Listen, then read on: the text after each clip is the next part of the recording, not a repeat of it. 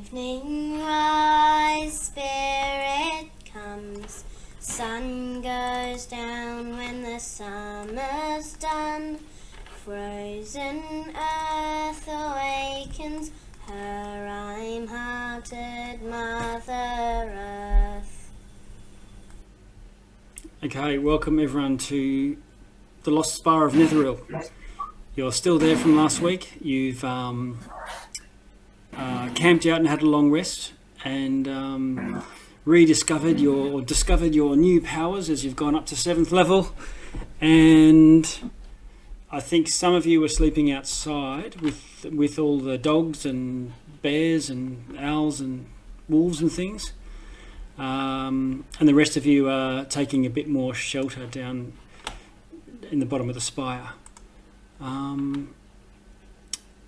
And you've made contact with a mage that you encountered a while back, Velin Harpel, and she had said excellent news, and she's going to meet up with you in a few days, is what she said. And she asked for directions or how to find the place. So she's apparently on her way, but it's a matter of days, not, teleport like last time she was able to teleport you to one of the towns where you fought the dragon. So we're just looking on screen. Yeah, so I'm just going to say generally who is up the top. I assume Threads. I think you said you were. Sharpie as well. Sharpie. Yeah, you got your owl. So everyone with a menagerie. And Jacus. Yep. I was definitely up there as well. Okay, so it's just Cletus and Ash taking shelter at the bottom of below. So you've had a long rest. You filled your belly with all these ton of rations that Threads conjured by turning an illusion of food into real food. I think you got a diamond as well, and Cletus is super keen on getting some, not magic ink, but ink that's of sufficient quality for scribing into his spellbook. He's this is the reason you're here. Is he, when he retired, he stashed his stuff and hid it, and near this spire is where he hid his stuff. So he's now recovered a spellbook and has been furiously scribing through the night. And halfway through the night he finished and scribed the spells that he wanted to hoover up from the party spellbook that you captured off a wizard. And after a long rest, the diamond had vanished, the ink had vanished, and so had all the food. But the effects of those things being real aren't gone, and the effects linger. So Threads still is full. The spells are now scribed into the book, and but you haven't had occasion to use the diamond, so it's just turned back into illusion or vanished completely. So it's getting towards sunrise. You can see there's a haze on the horizon. Cletus makes comment of something that he has observed. He spent many days looking after the dogs for you guys before Nina's demise, and I think you noticed a few days ago, like even way back in Lonelywood, that there was no bright blue star leading the aurora that draws across the sky, and he's noticed that every few days the star appears again, and if that star truly is aural, drawing the veil across, it seems as if the aura still happens, maintaining the everlasting winter. It seems as if Aural doesn't have to personally do it as often, so it's not a nightly activity anymore for her, and just passes comment to you that if this becomes easier and easier for her, maybe it'll become permanent without even her doing anything. just surmising if this is a trend or something new. Other than that, you guys are just having your first meal of the day after a long rest. Sharpie had time to attune to that amulet. Yes. Yeah, you've done all the attuning that you want to do for the reshuffling of items and whatnot. This is the amulet of the Shield Guardian, is that right? Mm-hmm. Yeah. Yeah, and basically just he doesn't know what it does, so it's just checking if there's any way to like communicate or find out whether that Shield Guardian is still alive or where it might be. You do sense a connection with something, but it's far away, and you feel like if you were closer to it, you might be able to control it or give it commands. So from attuning to very it, far away. Yeah, but very far away. So you get maybe in a lead line box or maybe just out of whatever range it has. But by attuning to it, you can tell that the creature, the construct that is paired to this amulet, is still exists. It's not just a key with no lock. Good to know. So I guess the main thing that I need to know is, are you just hanging out here for these couple of days, and if so, what are you going to do? I'd like to go out into the frozen tundra, just not too far away from the spire. Yep. But far enough away to see what I can hunt, like some sort of reindeer or something like that. Go hunting. Mm-hmm. I don't know why when I say hunting, my language gets worse. Hunting. We shall go hunting. Your southern comes out, mate. Yeah. Well, it could be a jolly good jaunt through the tundra as well, just as easily. Okay, so you're going to go do some foraging of some sort, hunting. Do you mind if Sharpie comes with you? I need to train my owl and practice flying anyway. I'll spot for you. By all means. Okay. So you guys go out hunting during the daylight hours. Anybody else want to do anything specific while you're here? Throughout the day, or are you just sort of whiling away the time? Dracos will probably be practicing his moves. His new moves, yes. Yeah. So Jackus, are you now have you now applied your learnings from all your warrior mates and got levels in fighter, become a purist? Dracos has learned to scare off people with his attack. Right. Okay. And I guess everyone else is single classing it and just getting more powerful in their main class, which is pretty big for some of you, because 7th level you get 4th level spells, or get access to 4th level spells. So we're moving up there. Okay, so day 1 passes. I'll get everyone to cross off a day's food, and at the end of the day, let's see, Moltel and Sharpie, can you roll a survival check for me, please?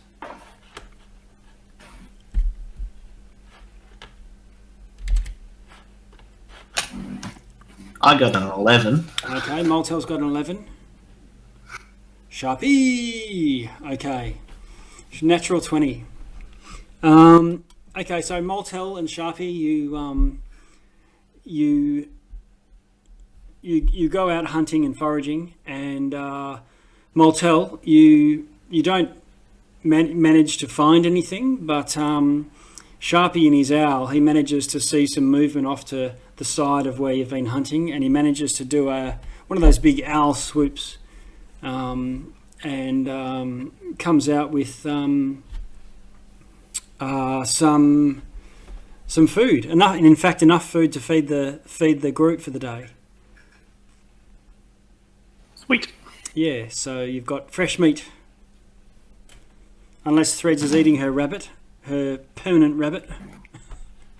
So I think Cleaver killed it because of some sort of riddle or something. Ah, yes, he asked to execute the rabbit and turn it into ash and draw with it. And then said, oh, never mind. Didn't work. Whatever it was. Yeah. Okay.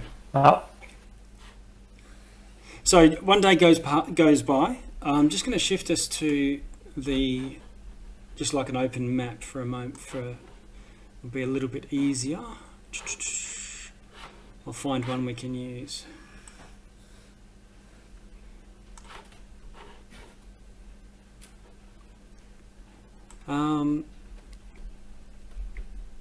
And are you still, for this next night, night 2 at the Spire, are you doing anything else specific? Are we waiting for the wizard here in the Spire? That's what you've been doing for a day so far.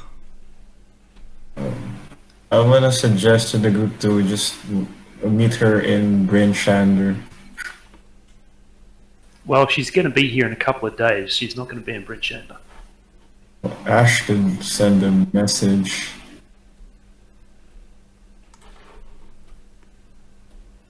What was that, sorry?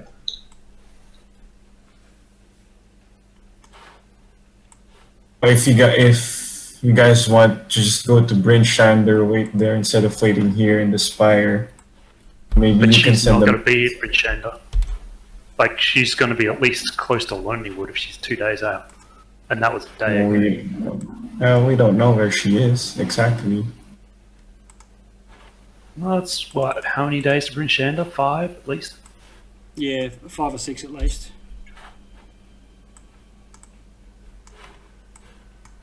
Whoops. I'm just doing a bit of cleanup here.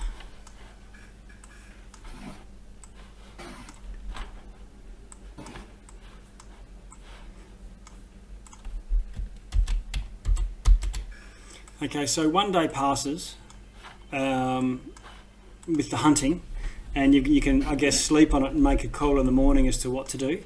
I've got Ash and Cletus there down the bottom, just to show that you are... Actually, I'll put you on the other side of this little ridge here, and everyone else is hanging out with the dogs. Yep, okay.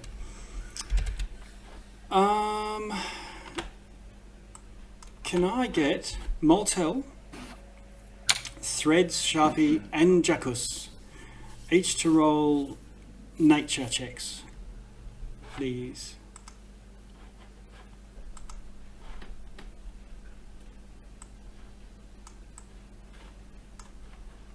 Where are we? Nature. So what have we got? Moltel, you've got a nature of 13. Yes, that is Sharpie, correct. 20. Threads 12. No, we're missing. Oh, and Jackus. You roll a natural 20 on with Jackus. Wow. -1. Yeah. Okay.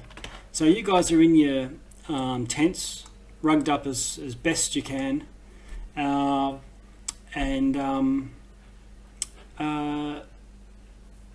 Jackus, you can hear some sort of banging or rasping sort of sound. You're awakened from your slumber. It's dark. Okay. From which direction? From inside your tent. Oh. It's coming from your pile of armor. In fact, that you took off, to have a sleep. I'll wake up and check out my armory. Yeah, okay. You prop yourself up onto your elbow, move your sleeping furs or whatever it is that you're sleeping on off to one side and sort of prop up. You've got night vision, dark vision? Yep. Yeah. Dark vision, yeah. So dark vision you see in shades of grey, and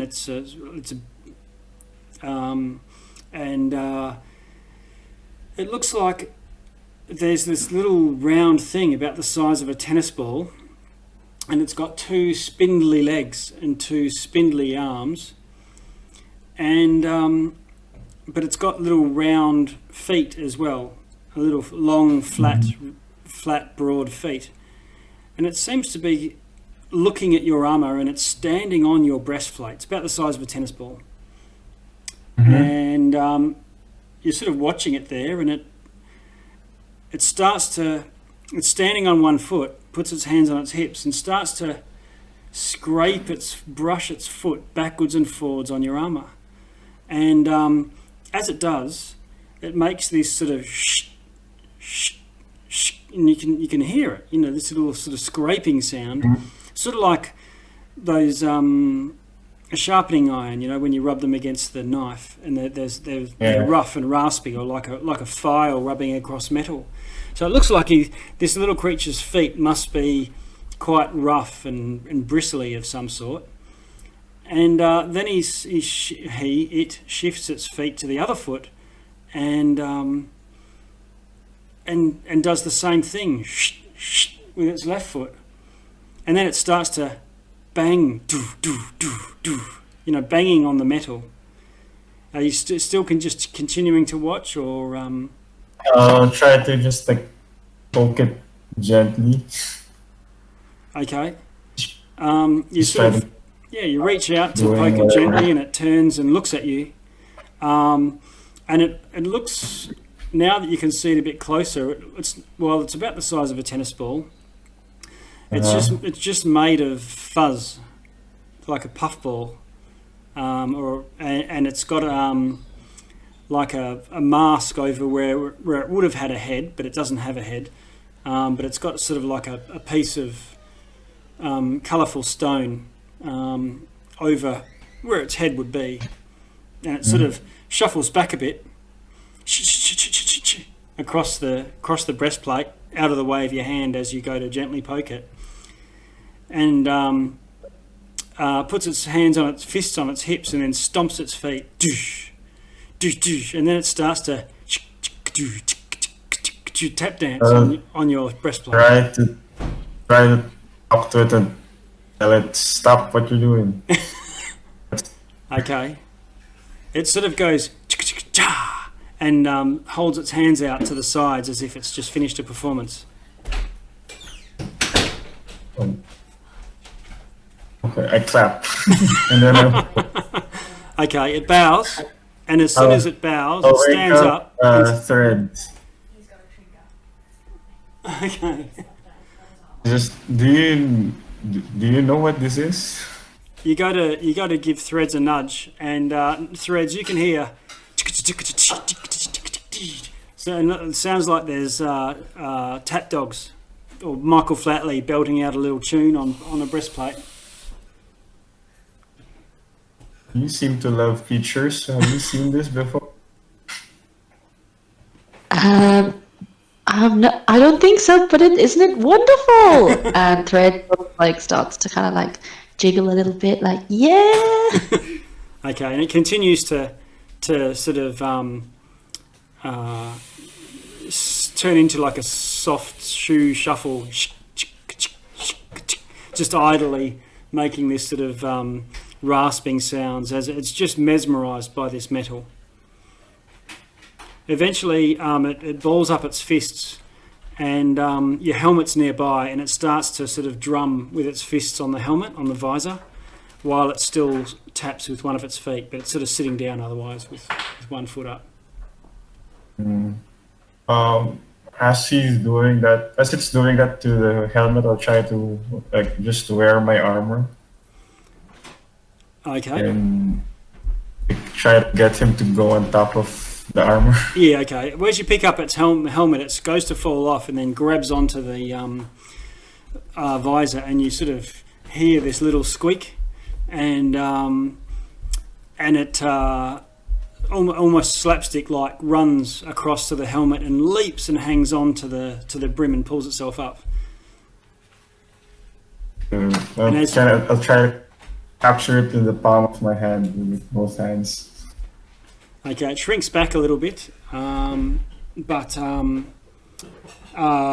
then stands on your feet, and then looks down and sorry, stamps its feet a few times, and then puts its hands over where it would have ears. It doesn't have ears, as if it's listening. And then it sort of shakes its head, does it again, shakes its head, then puts its fists on its hips again and looks down and stamps almost angrily on your hand. It's not making enough sound or whatever the sound it likes. And then it sort of crouches and then springs, leaping about the 3 feet or so from your hand to your helmet and pulls itself up onto your helmet and then starts rapping on it.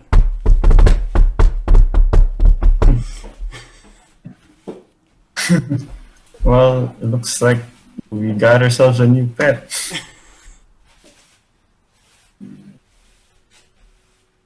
Does it understand what we're saying? It seemed to. It seemed when you said come onto my hand" or whatever. It seemed to understand you, maybe by the gesture, or maybe just by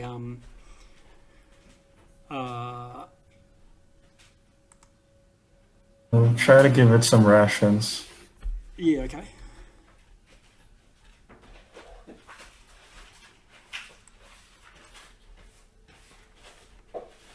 Okay, it looks at the rations and sort of holds them up to its body as if it has a mouth and goes through the motions, but eventually just goes, it's like a bit of a pantomime of eating. It sort of pretends to eat and throws the bit of food over its shoulder. I'll ask it, does it have a mouth? No. Okay.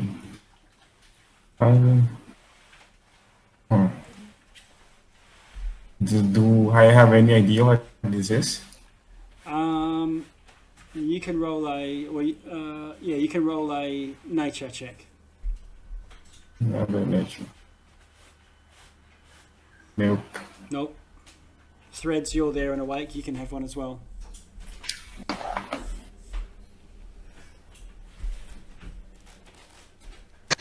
$15. Okay. You don't know what it is specifically, but it looks like, from not having, from its anatomy, it looks like an elemental. What color is it? Yellow? Well, there's no light in your tent. You haven't seen any light on it of any sort yet.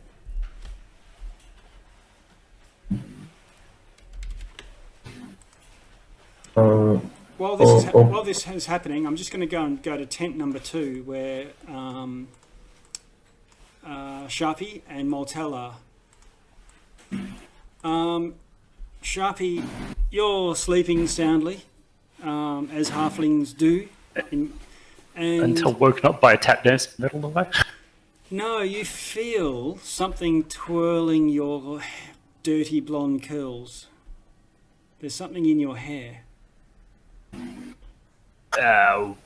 Sit up and slap a bit of my hair. Hopefully it's not a bug of some sort. Yeah, there's something bug or a snake or something going through your hair. And you sit up with a jolt and look across, and there's this, looks like a walking snowball. And it sort of holds its hand up to its face, curling its fists over and over as if it's crying. And then it jumps up and down and claps its hands and runs over to your leg. I say, hello, what are you? Can you speak?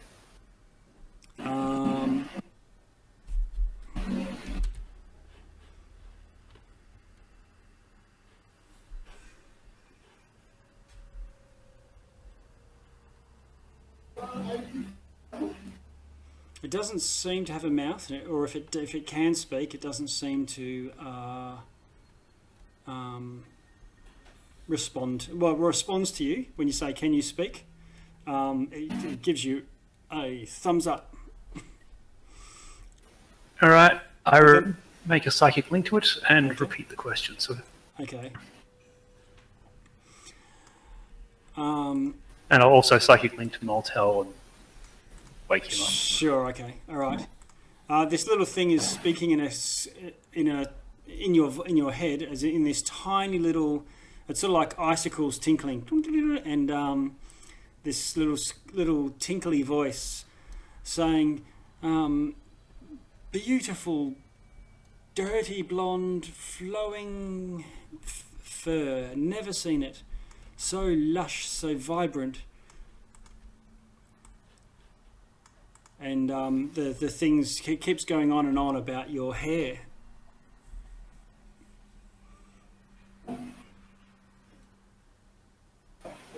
Sharpie is a little bit taken aback. Takes a second to respond. Okay. It sort of stands back and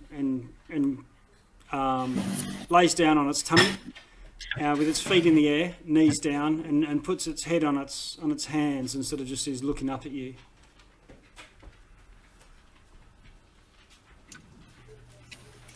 What's your name? Again, psychically.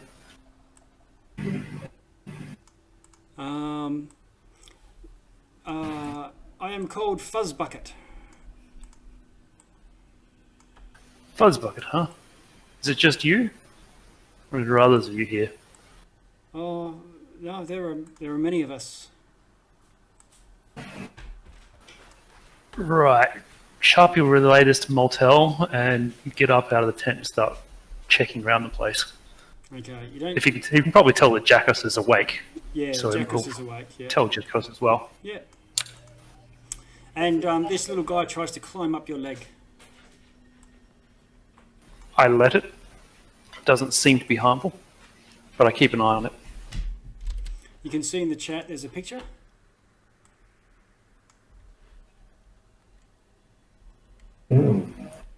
So these ones in the picture are from, a forested area, and so they're darker. But the ones that you're seeing are pure white, and they have a face mask, and otherwise gangly legs. And the ones you're seeing are much more fuzzy, whereas the pictures that you're seeing are a bit more slender. Can I have a shot at trying to identify it? Yeah, you can roll a nature check.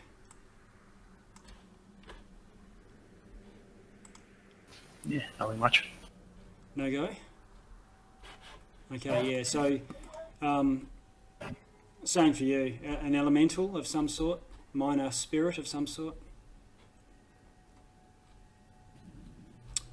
But by this stage, Mortel would have woken up and put on his shield, basically. Yeah, okay. Yeah, and give you warning that it says there's more of these about, and yeah, I'll walk into Jackus's tent and let him know what these things are here. Okay. You can see Jackus has got one on his head, and it's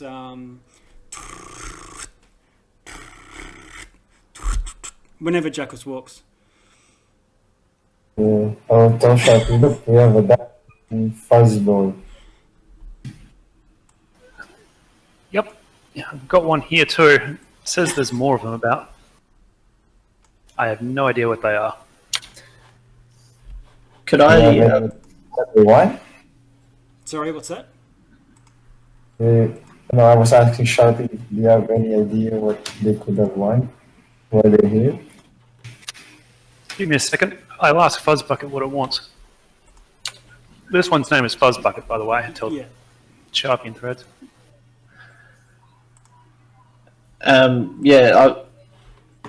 Coming out of the tent, I look over towards Jackus's tent, seeing Sharpie there, and I'm like, what the hell is that?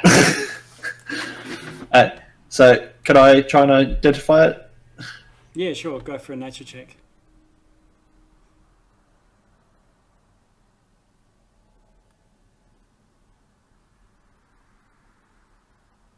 Okay. A 15.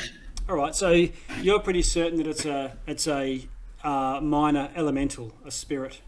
I've posted a picture in the Discord chat as well, so you can see an earth version and the cold ice or whatever element that they're representing. Similar to Eladrin with their different shades, different forms that they take. You ask him what he wants. He wants to play with your hair. He loves your hair.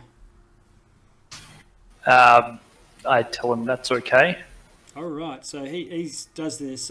he says, "Come on, sit down, come closer." And sort of Sharpie will do it. okay. And for 5 minutes or so, it's like a cat with catnip. It just rolls around in your hair and wraps the curls around it, and you can hear him saying that it just wraps around. It just wraps around. It's not straight at all, and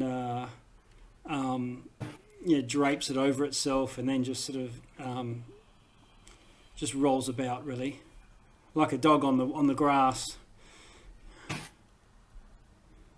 Jacques will take out his armor again and just like give that elemental a stage to perform, keep on performing. All right, and you can see that they do have raspy feet. Looks like it almost like their feet have got inbuilt snowshoes or ice crampons. So they've got little sharp burrs on their feet, and this one just seems absolutely mesmerised by your big open metal plates of armour.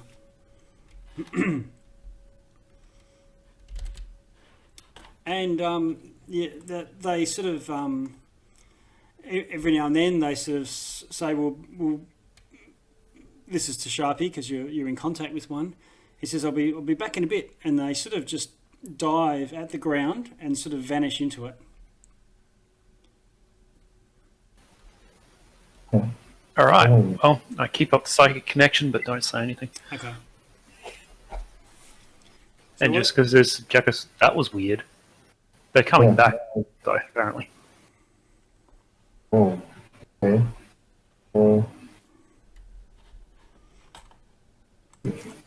Okay. Fuzzbug also said there was more of them.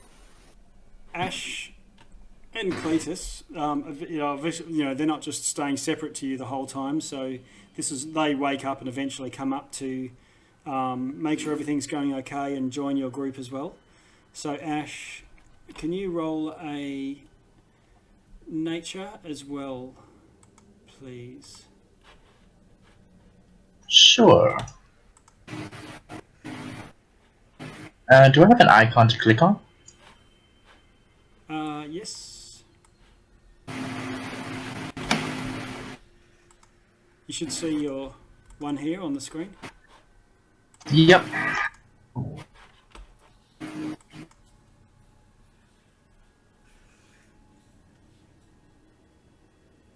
2. Oh, goodness. Okay. Yep, you've never heard of them.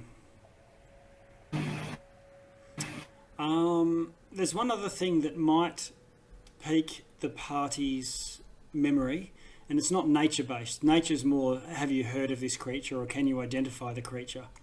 But this is probably more intelligence-based, or, like memory-based. So I'll let the party, which means only one person, or with advantage, if the whole party puts their heads together, to see if they can remember something. It would be straight intelligence, unless you've got history.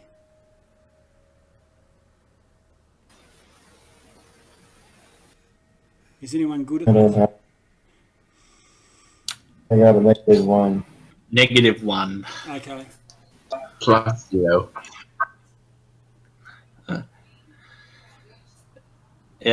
Mortel would be slowly backing into his tent and start putting on his armor. Right, yeah. I'll just check up Cletus and see as well. Someone could roll for Cletus if... let's see...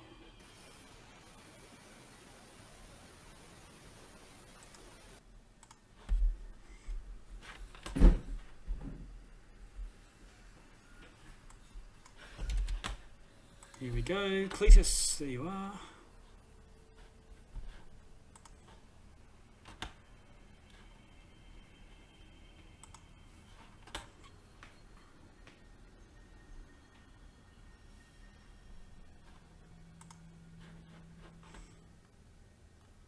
Okay, Cletus has actually got proficiency in history, so there's a +4 there. So if someone wants to roll a d20 for Cletus and add 4, Cletus could then roll advantage with the rest of the party. We'll see if Cletus remembers anything. 2d20 plus 4, was it? Yeah, 2d20 plus 4. You go for it in Cletus's... I don't want to be the one rolling the dice, so someone else can do it. Okay. 17. Okay. Right, so you got the 15 plus. Cletus has spent a long time in Icewind Dale and recalls a song that he's heard the children singing, which I can play for you.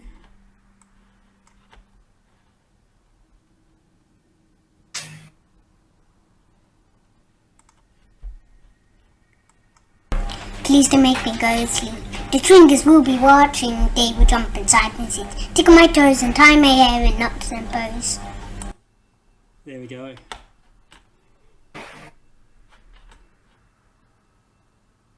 Did everyone catch that?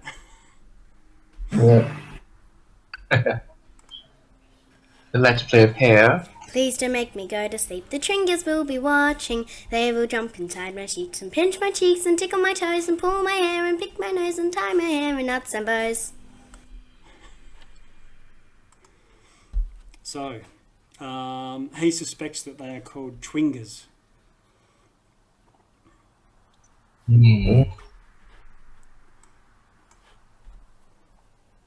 And eventually, they do show back up, not necessarily together, but throughout the day while you guys are hanging out, they fuss about foraging, looking at all your stuff, and they seem mesmerised by the trappings of civilization, and also things that are not, born of their world. So, but it doesn't seem to be any rhyme or reason to what's fascinating to them and what's not. But one seems to have a penchant for the sound of metal, and the other one for curly hair.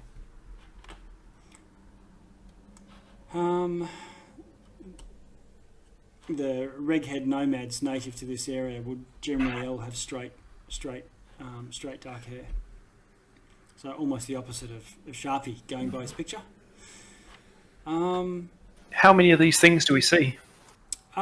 You suspect that you get glimpses of more, but you turn your head and then there's just this sort of white disappearing into the ground. But it's just a couple of them have overcome their shyness enough to approach. I'll circulate a link to the other one that was playing with Nortel's stuff. Ask it what its name is. Mini. I'll put them into the chat.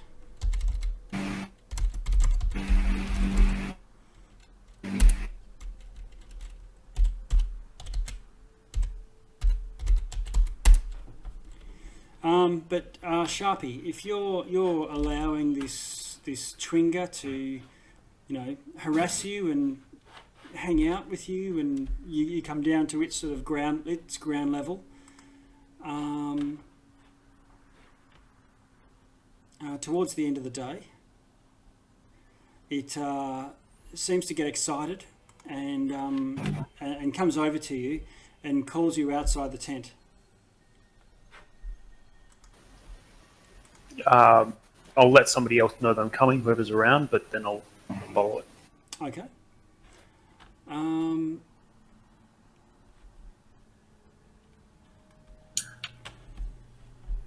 During that day, DM, Yep.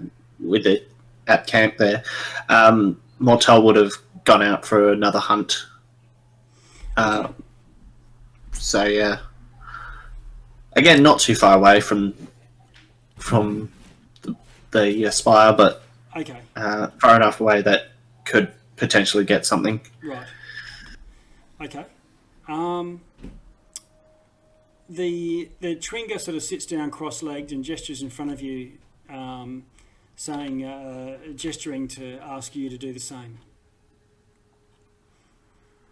Yeah, these things don't seem openly hostile, so I do it. Okay. And it scoops up a ball of ice, of snow next to it, and tamps it down, and then seems to sprinkle something on it, like salt, but the salt doesn't come from anywhere, and as it does, the salt that it's just creating glows and sprinkles down onto this snowball until there's finally this glowing blue snowball in its hands, and it sort of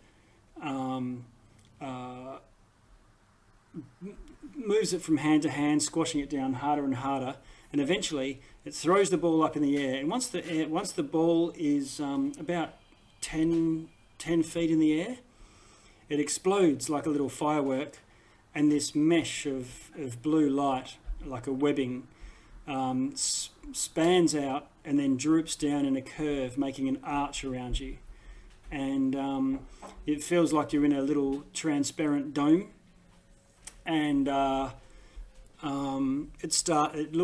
little Tringa looks like it's thinking for a bit, and the dome gets opaque and frosted, and then changes to be transparent and so on. And also it starts to get warm and comfortable into it. You felt this before when Nina's cast Leomund's Tiny Hut, and it looks like it's just done so. Huh. Wow. And I think approving thoughts at it. Okay, and this Tringa, Fuzzbucket stands up and shakes hands with you, and curls up a snowball, one of these ones, and then and then puts it in your hand. You allowing it to?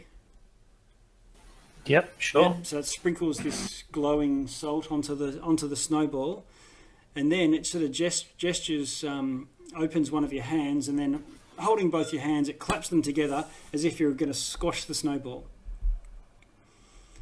And I clap them together and squash the snowball. Okay, you squash the snowball and it vanishes, and it feels as if the energy that it's just put into this snowball is now in your hands, and you feel you have the power to cast Leomund's Tiny Hut. Wow. Sharpie looks suitably impressed. Okay. It makes you 2 more snowballs and gets you to squash those as well, and then gives your hair a bit of a ruffle, and then tunnels under the snow. Right. Sharpie says goodbye. Yeah. And lounges about in his nice warm Yes. warm. tent. Warm It's like hut. probably literally about 50 degrees warmer in that thing. Yeah, definitely. Now, Jacus, your Tringa does the same thing and gives you a gift at the end of the day. And it wraps on your armor and wraps on your... what's your melee weapon, your primary melee weapon? The Warhammer. Warhammer, right. So it wraps on your Warhammer and goes to pick it up, but obviously it can't. So it seems to conjure in its hand a tiny little icicle. And it sprinkles glowing salt on it, and as it does so, his little ice hammer takes on the same blue glow, and then it holds its hand up to the hammer, and then gets you to do the same thing. And you can feel that there's cold emanating from this hammer. Nice. And this creature 3 times sprinkles this stuff into your hands, so that you can feel that you can also 3 times wreath your weapons in biting cold for a minute as a bonus action. Oh, cool. So 3. I'm gonna get my javelin, just crack the tip, and just try to offer it. Okay. It's the metal part of the javelin, Ooh. just try to offer. Okay, it jumps up and down and Yeah. bows a couple of times and gives you the thumbs up once again, and then does the same thing and vanishes. Alright. Okay, I say thank you and goodbye. Okay. I'm just going to paste the abilities of those 2 charms into the chat. Minnie the Moocher and Fuzzbucket.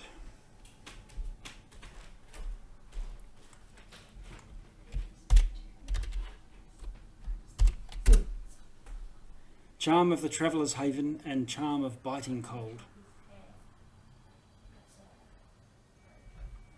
So you don't actually do it to a weapon. Wow. You just kick off the charm, and for a minute your ranged or melee weapons will do d6 cold damage, as well as whatever.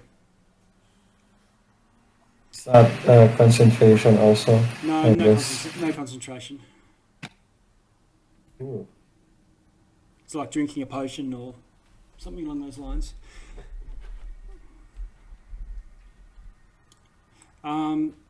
Moltel, is anyone going with Moltel hunting today? Well, if that's okay, Mo. No, I think Sharpie's busy.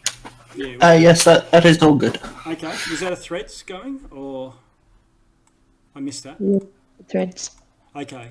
So threads and Moltel, can you please roll survival checks, please, or nature, your choice. Oh, okay. We've got a Moltel day 2, a bit more successful with a 20, and threads with a 14. Threads, you don't get any gain, but you do forage enough to find something of worth eating.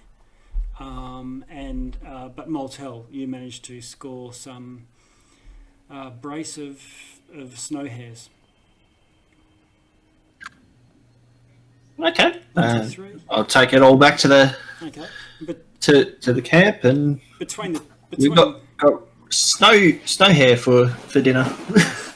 So between the two of you, you've fed and you've got enough to feed 3 of you. So you only need to cross off 3 days' food between you all for day 2. And on day 3, you see sleds from the south approaching. 3 of them.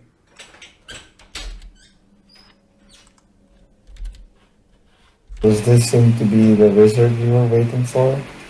It definitely looks that way.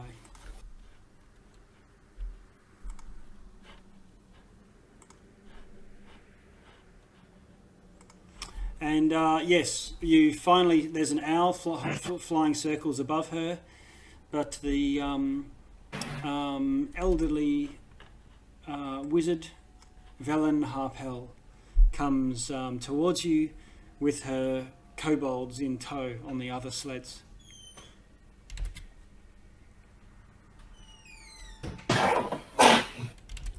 I've posted a picture into the chat.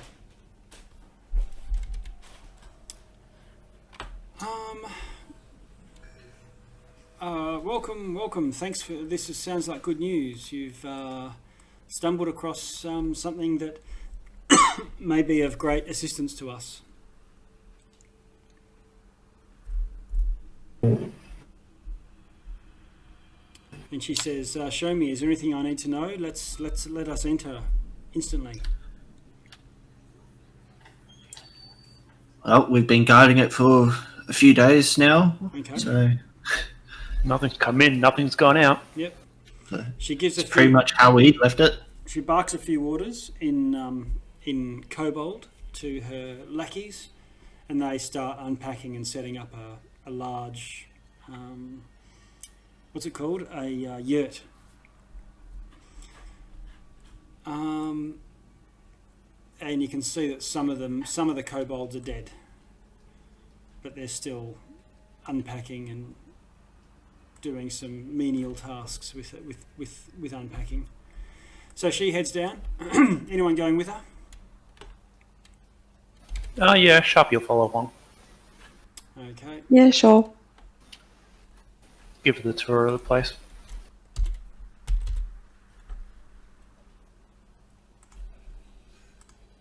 Jackus will just keep watch on top. Okay, so I'm just dragging Velen onto the map. I don't know, it seems to always take a long time and then end up with 3 or 4 of them. There's a swarm of wizards. There we go. Alright, so Velen, Sharpie, you're going down. Was it threads? Yes. Okay. And some keeping watch. Alright. So the four of you head down, and she's this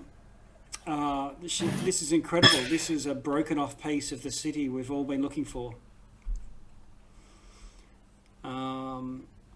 The first thing she does is go to the books area and goes rummaging around and said, "These are all damaged. Did you find anything?" 5 books. You should ask Cletus and Ash about them. Okay. Nothing of tremendous interest, I don't think. So, Ash, That's Cletus, are you, Ash, are you sharing the books with Felon? Yes, absolutely. Okay. She says, "This might take my time. You might need to leave me here for a few hours." Ash, if you're willing to stay and help, we can cross-reference. Absolutely. I can show you where the Mistral Shrine is as well. Oh, that okay. device we have. Okay.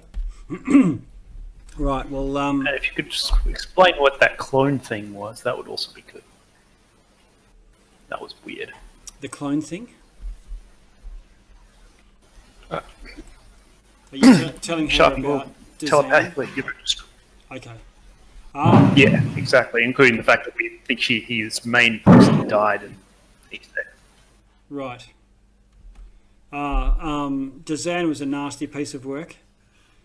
And I heard he fell afoul of the law in East Haven.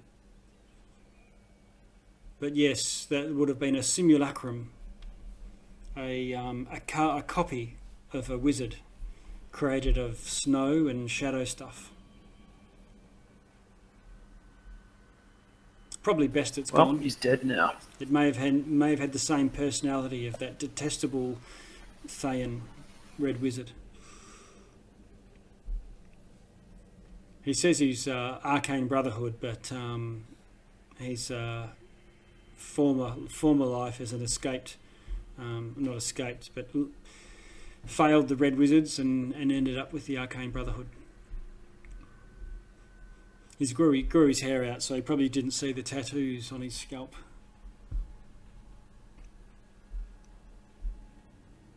There's a few of us Arcane Brotherhood around, actually. I've fell afoul of another one.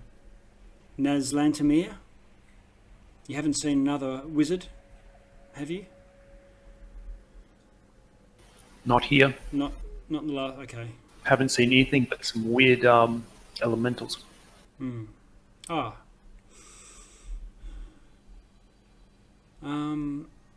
Right, well, she puts on these black leather gloves, takes off the fluffy ones that are for cold gear, and starts flipping through these tomes. Day 3, do you guys anyone want to do some hunting today? Yeah, I'll be going out again. Okay.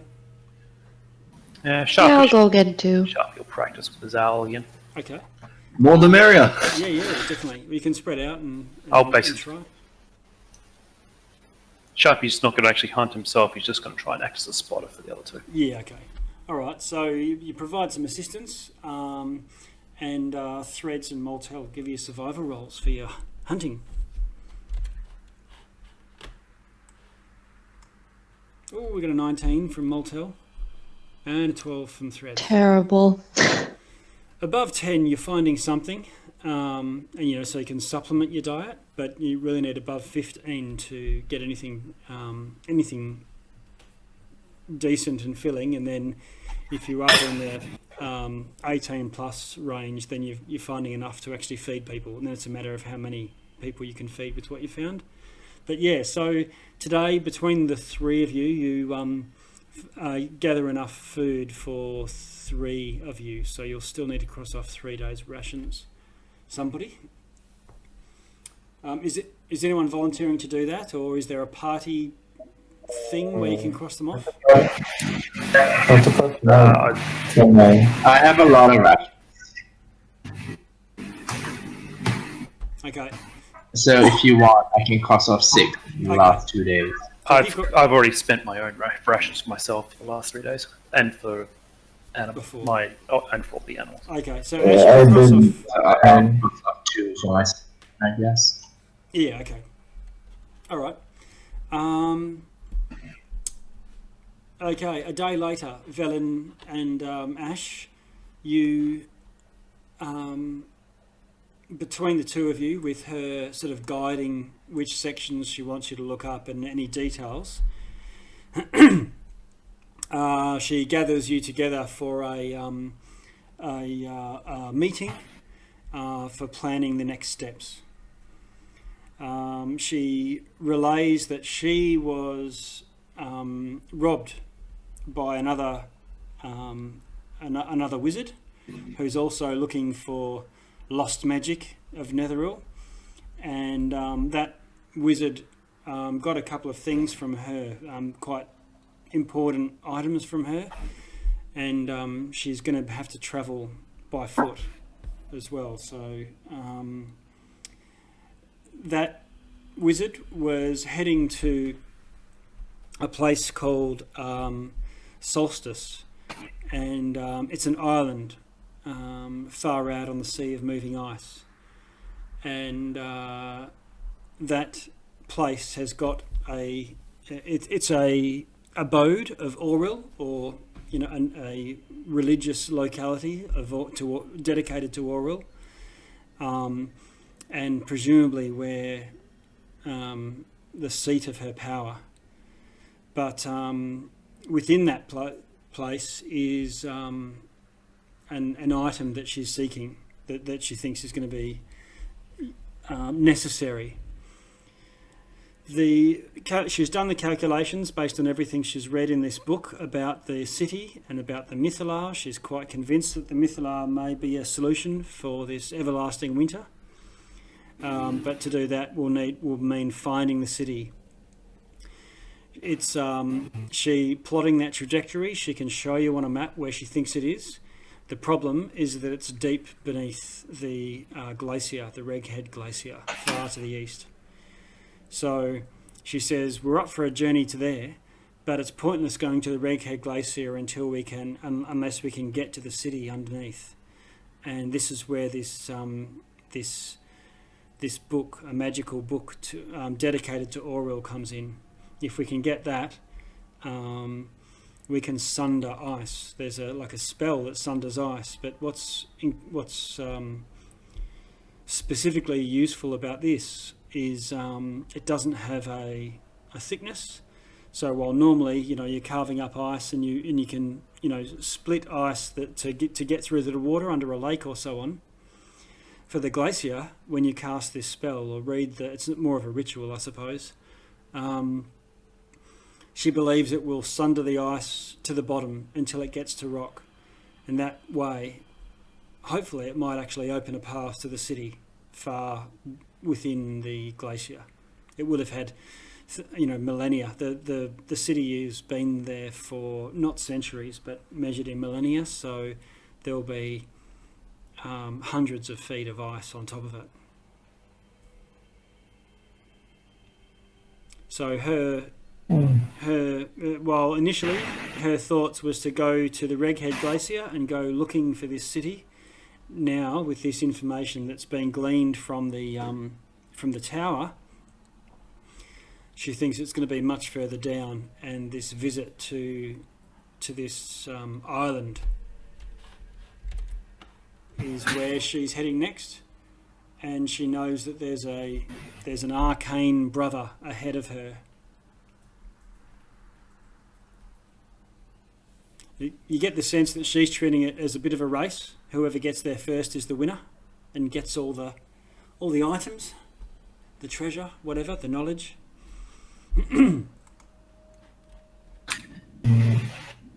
So Does she know? How do we get there? Well, this is going to be a problem. She doesn't have an easy means of getting there unless your group does. Walking, pretty much. We could try and catch a ship. I'm not sure how successful we could be with that. to get to the island of Solstice. Is the island likely to be locked in ice at the moment? No, it would be further out on the sea of moving ice.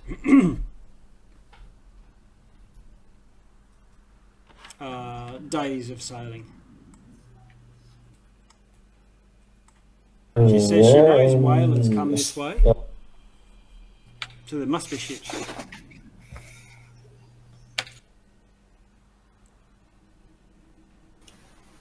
What town do the whalers usually leave from?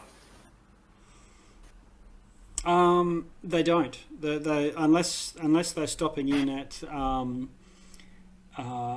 the prison far to the north.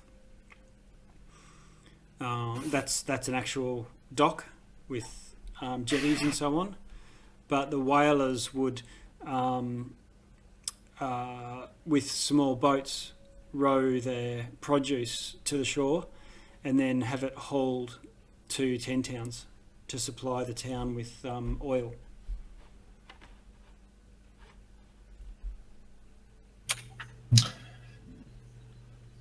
But there is a bay that, where they would normally, the closest area, it's not so much that there's a trail because there's so much snow, but there's a bay where it's a bit more protected and where they would normally pull in.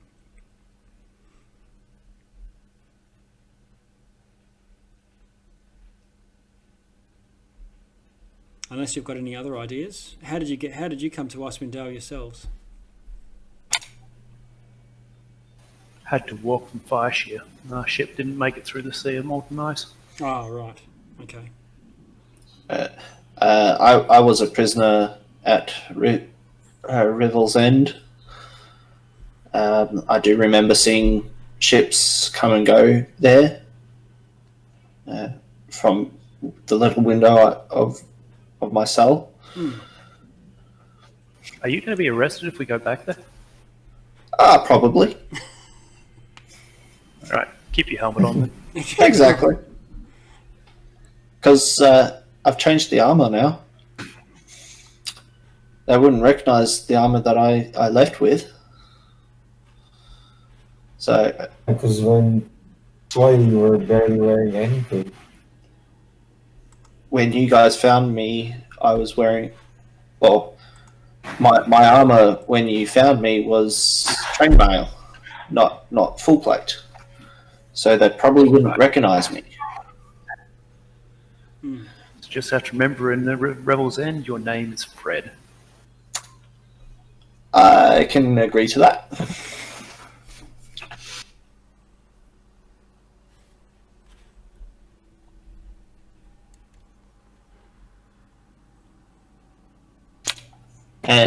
So Revel's End, our nearest ship port. Cletus has an option as well. Yes, Cletus. As an alternative, he says, "Well, I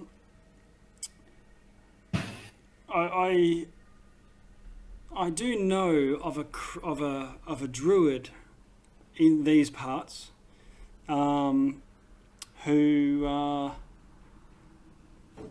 and I have a friend, a sea creature, a companion, who may be able to help us."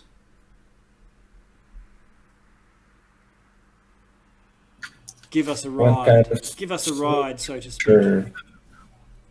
That sounds horribly dangerous, but okay. And where is said creature? Along the coast, southwest of here. How many days travel, roughly? You get out your map,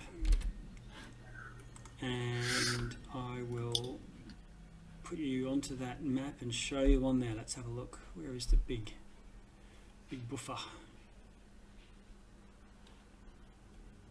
There it is, Icewind Dale. Move on to this map just to have a bit of a...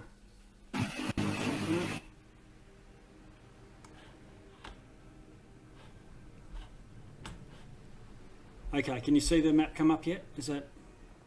Yes, map is up. Yep.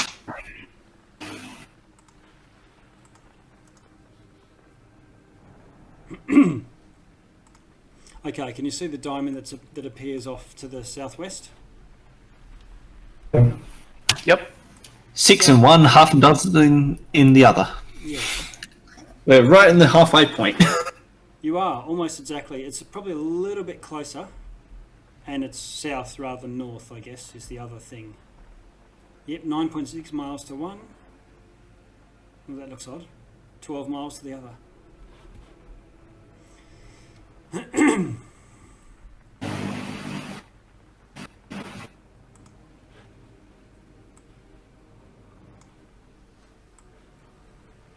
Oh, yeah.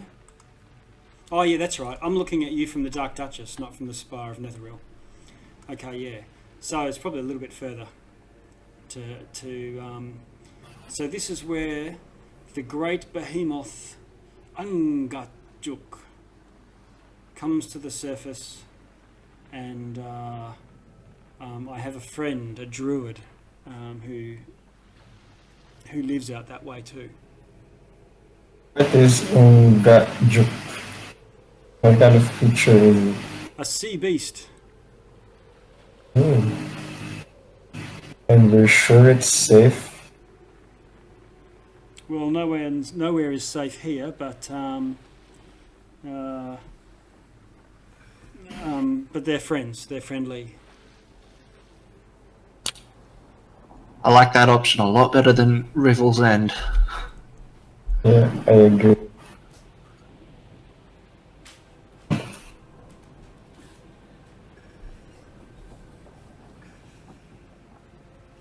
So,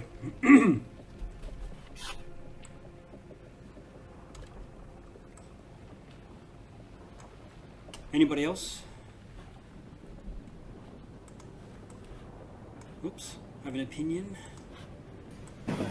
Sharply prefer Revel's End over dealing with a sea monster, but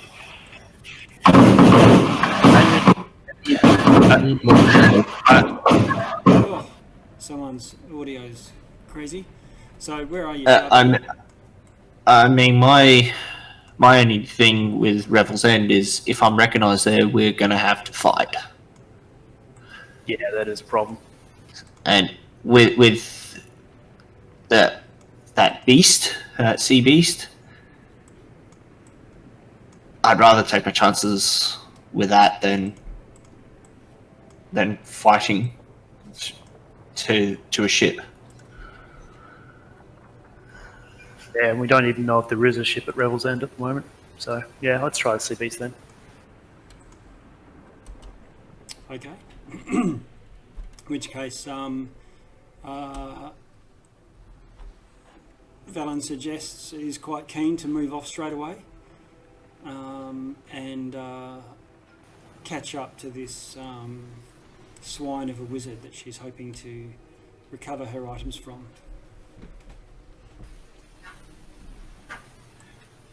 Right, so I'm going to... Yeah, sorry, go for it. Who was this wizard who stole these items from you? Naz Lantamir.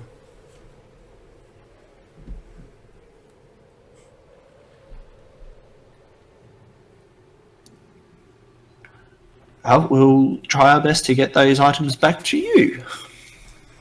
Wait, we will. What are we getting out of this? A powerful ally. Day one. Let's start trekking across this ice. Threads, do you want to roll a survival if you're going to take the point? With advantage. Yeah, sure. With advantage.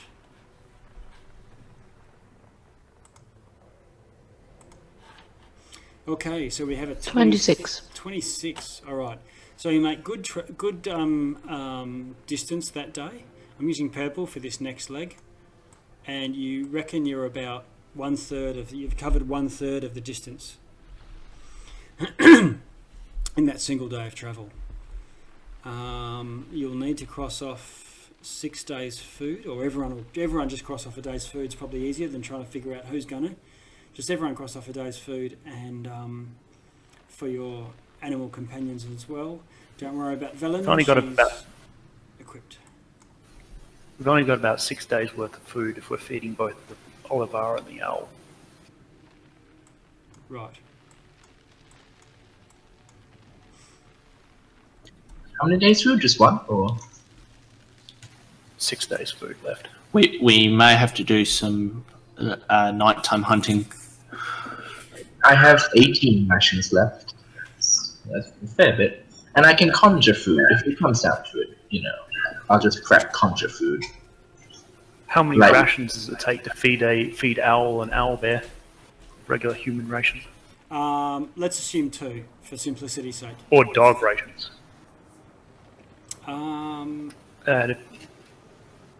Actually, I can use 1 dog ration would be feeding those guys for 2 days. Not that they'd like it. Yeah. I can probably work that out. Okay. Cletus, welcome. Hello. Hello. To give you a bit of a brief update, Velen has arrived and studied these books with Ash, determined that she knows the location of the city of Netheril that's beneath the Reghead Glacier, but needs to break through a glacier and needs powerful ice magic, and a place where what she was searching for in her original quest, when you first met her, was finding the location of the Codicil of White, which is a tome, a relic of Auril. And it's located on an island far out to sea. And so that's effectively where you're going with Velen. And Cletus, you have given the party a option to try to get a ride on a great sea behemoth that you know of, that surfaces and has a druid companion a few days to the south of here. It's marked on the map that you can see. Great. My patron? Patron's factotum probably is a better term, not the patron itself. Okay. Okay. So crossed off that first day's food, done the survival, so you don't have any encounters. Can you do another day, Threads?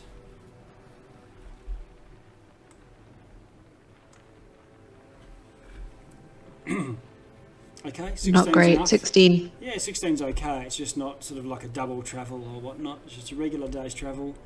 But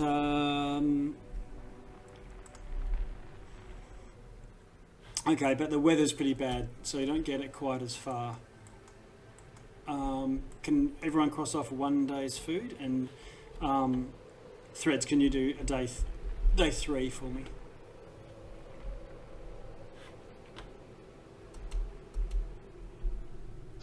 That's better. 26 again. Okay, so 26. Very good. Everyone cross off that last, day 3 of food. And I'm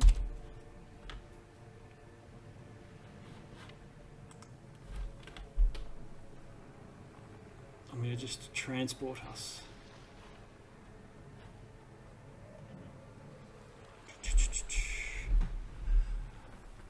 You eventually come to an area where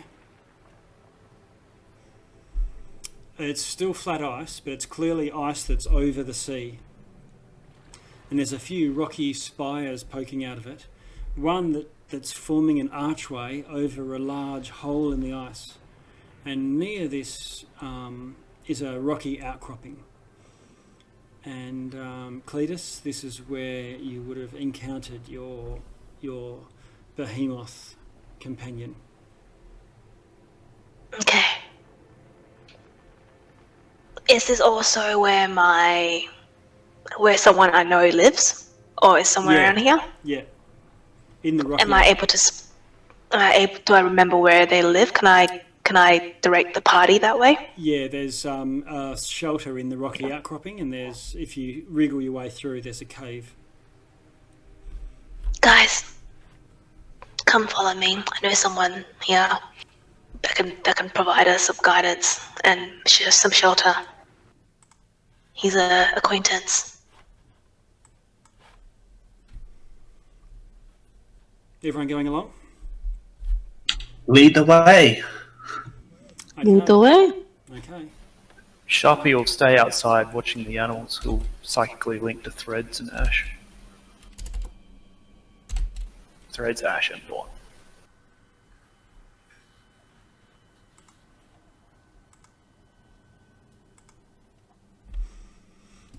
Okay. You go to where the cave entrance is. It's only a couple of feet across, and you have to sort of wriggle on your belly a little bit, duck down quite low, or crawl in. And it opens out a bit further, probably down below the level of the snow, into a cave, but it looks abandoned, like probably many years since someone has lived in here.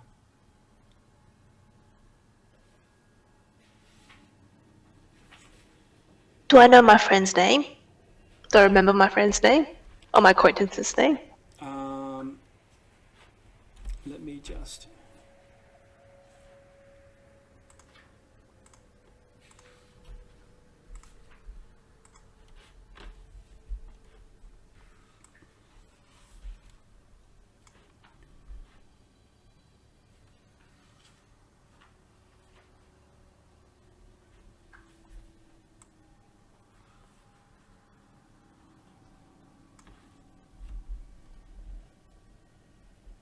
Yeah, it's, the name of the druid is... I'll type it into the...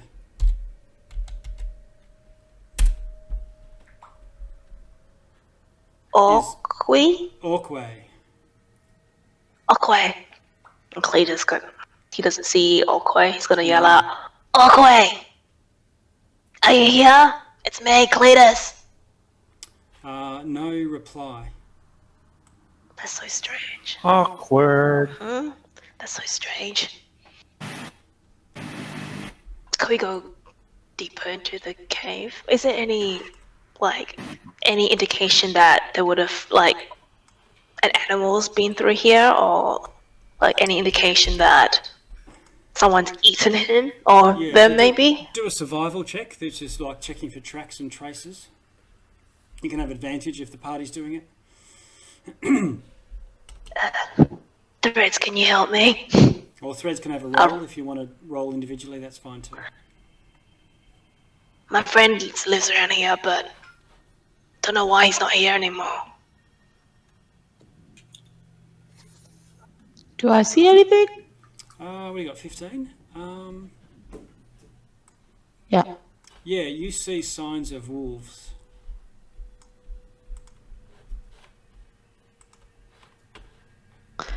Dear Cletus, I unfortunately see some wolf tracks. I'm not sure that's a good sign. I'm not sure if that's a bad sign either, that's the thing. What does that mean? He's a druid. Or maybe he's just having a fun time as a wolf. Maybe, who knows, but we should be careful going in. Gotcha. So you've crawled into this cave, abandoned for some time. I'll just move you over to...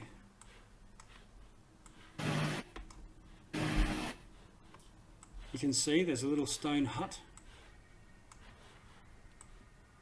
Where am I missing? Threads? Oh, on the map. Yes.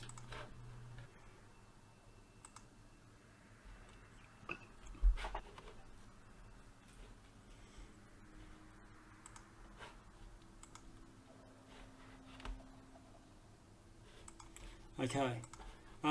So you can see a little ledge, you can see a little jetty, there's a little rowboat with a hole in it. Looks like it's probably some years before it was seaworthy, since it was seaworthy.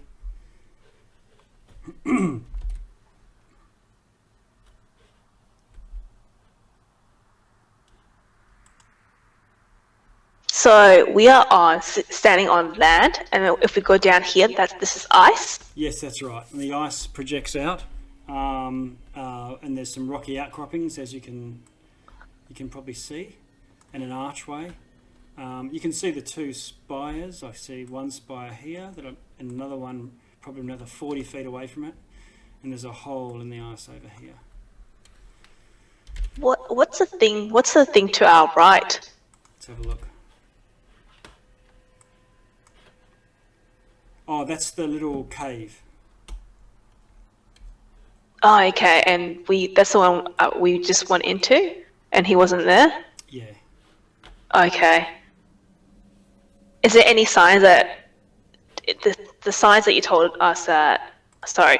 You told us that this looked like no one's been here for a very long time. Yeah, that's right. Okay. I don't know, guys. I don't know where my friend's gone. Doesn't matter, though. We can... The sea creature that we need to find. We can try and communicate with him via a hole in the ice shelf. DM, with my superb dark vision of 120 feet, would I be able to see across this sheet of ice? Or is it? Yes, it's twilight in any case, so you can see the all the way across. Are you not able to see it on the map? No, because my token wasn't added to the map, and I had to add it, and I don't have my dark vision. Okay. But I'm just letting you know, the 120 feet, I can possibly see that. Yeah, I've at just twilight. switched into daylight mode, so you can just see the general lay of the land.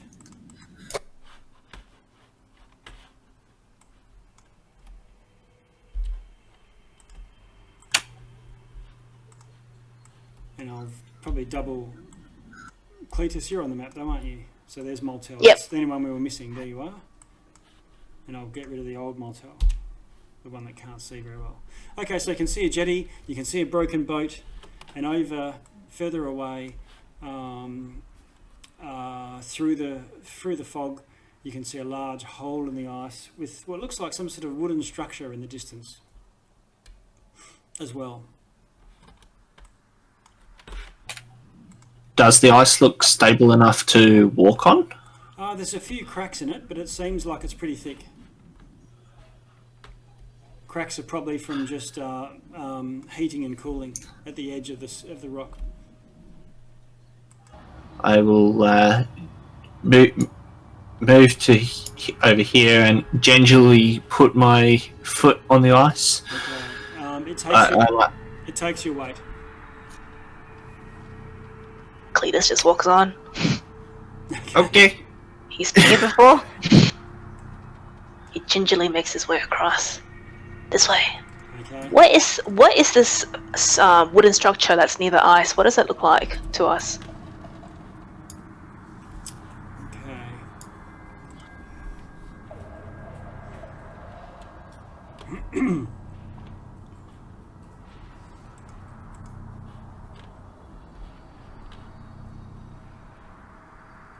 It looks like there's a bit of a jetty attached to the side of the stone spire poking up and into the archway, and it looks like there's a gallows or a hangman's sort of apparatus there from this distance. Something large hanging from the gallows.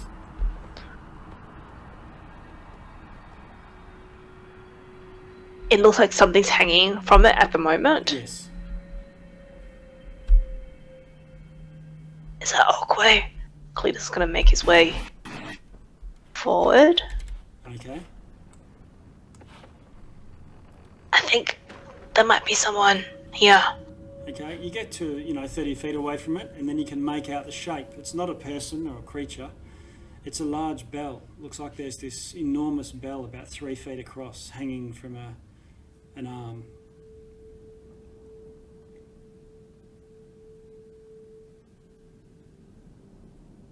Would Cletus know the use for this bell?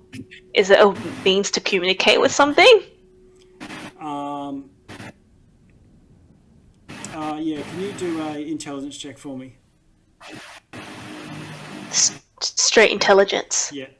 Oh, if you've got history, you can do that. Yes, I do have history. Okay. 12. Okay. Right, you think it's probably to communicate with the behemoth Angachuk.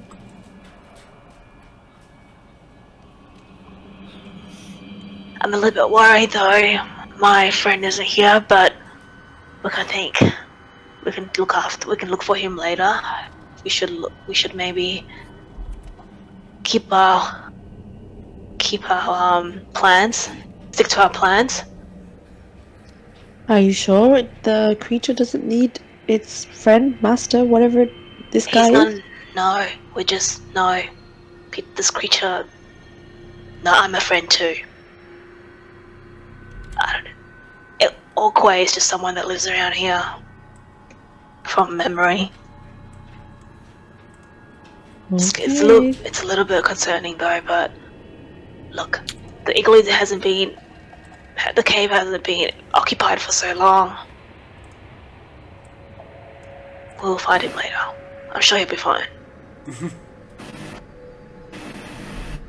If you're sure. Okay. Cletus tells everyone, maybe come onto the stone island in case the behemoth cracks the ice.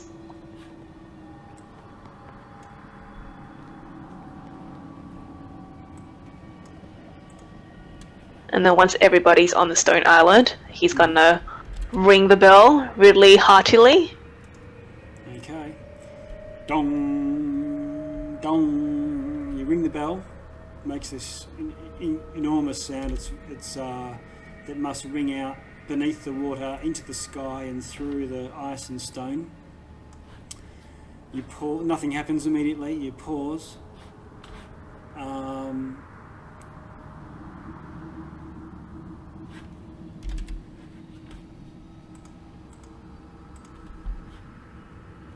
Any movement in the water, any ripples that look unnatural? You're all looking down, trying to see something. Can everyone roll a perception, please? See if they notice anything. Everyone can have a roll.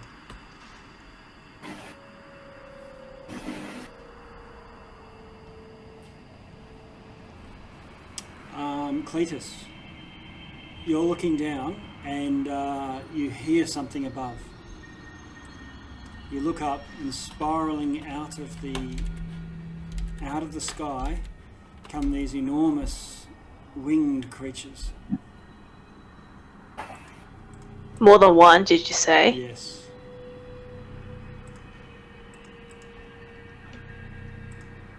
This is not who we want to be calling. And they're swooping down. Talons extended. Get ready, guys. Giant vultures. Vultures bigger than a horse. Can everyone roll initiative? I'll just clear the order. Okay, ready for you to go in.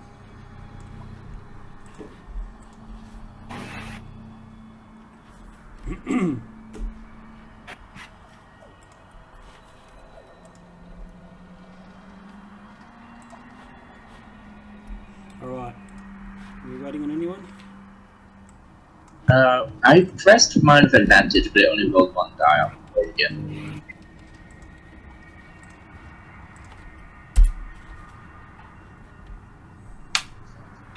Where are you? You check your token? Click your token. Chuck it in. Oh, there we go. Alright. Sorting. So, Moltel, you're up first. These three giant vultures descend from the sky. Hungrily. Approximately how far away are they from me? They'll be attacking you this round. So they're only, something like 40 feet away. Okay. I'm going to use my longbow this round. Okay.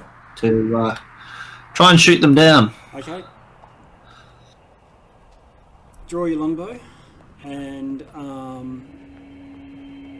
take a shot at one with a 6. A 6 to hit. That misses. You do get a second shot though. 12 to hit. Okay, 12 hits. They seem to be very easy to hit, very large targets. Can you roll your damage?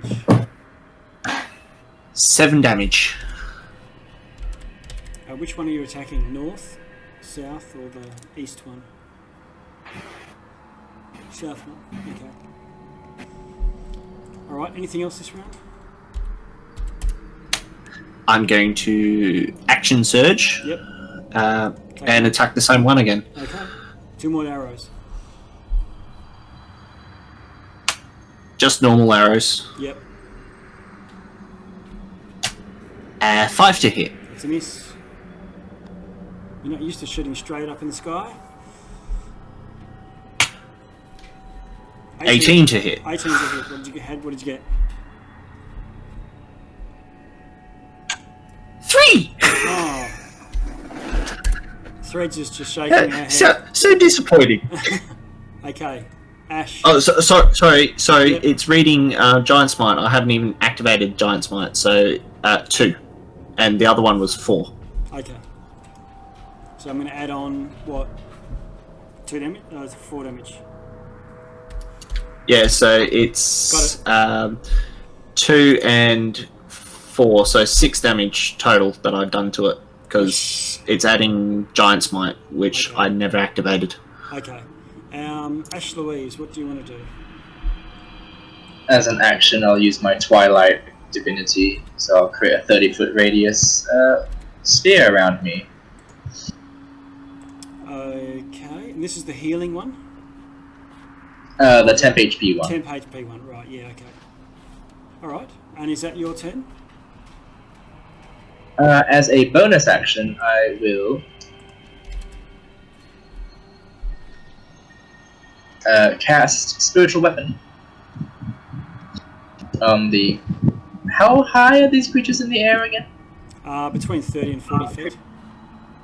Okay, I'll do it on the one nearest to me, and then slash away at it. Okay, roll to hit.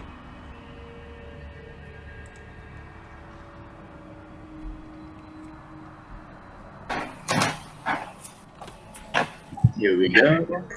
How'd you go? They're pretty easy to hit.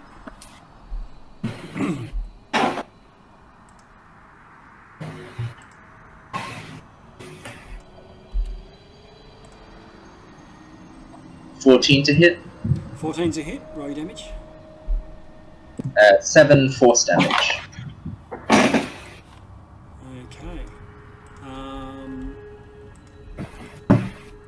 -7. Okay, big slash. And you've got your aura up, which is encompassing everyone, seeing as you're all on that rocky spire. Villain Harpel goes.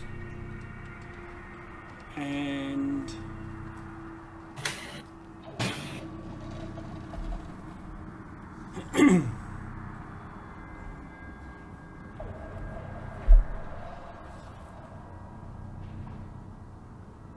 she pulls out a wand and shoots, and the magic missiles come sailing out of it into the one that Ash is hitting.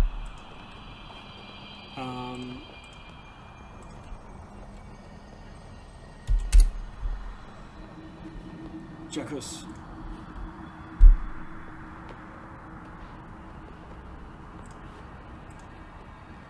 Jackus. Oh, sorry. Velen gets 8 temporary hit points at the end of her turn. Oh, okay. I'm gonna. It's 30 feet high, right? Yes. So I'm gonna summon my spiritual weapon as a bonus action. All right. And hit this vulture. Whoa. There we go. Okay, roll to hit on the vulture.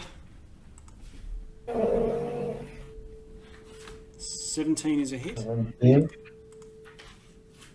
So that's 11 force damage.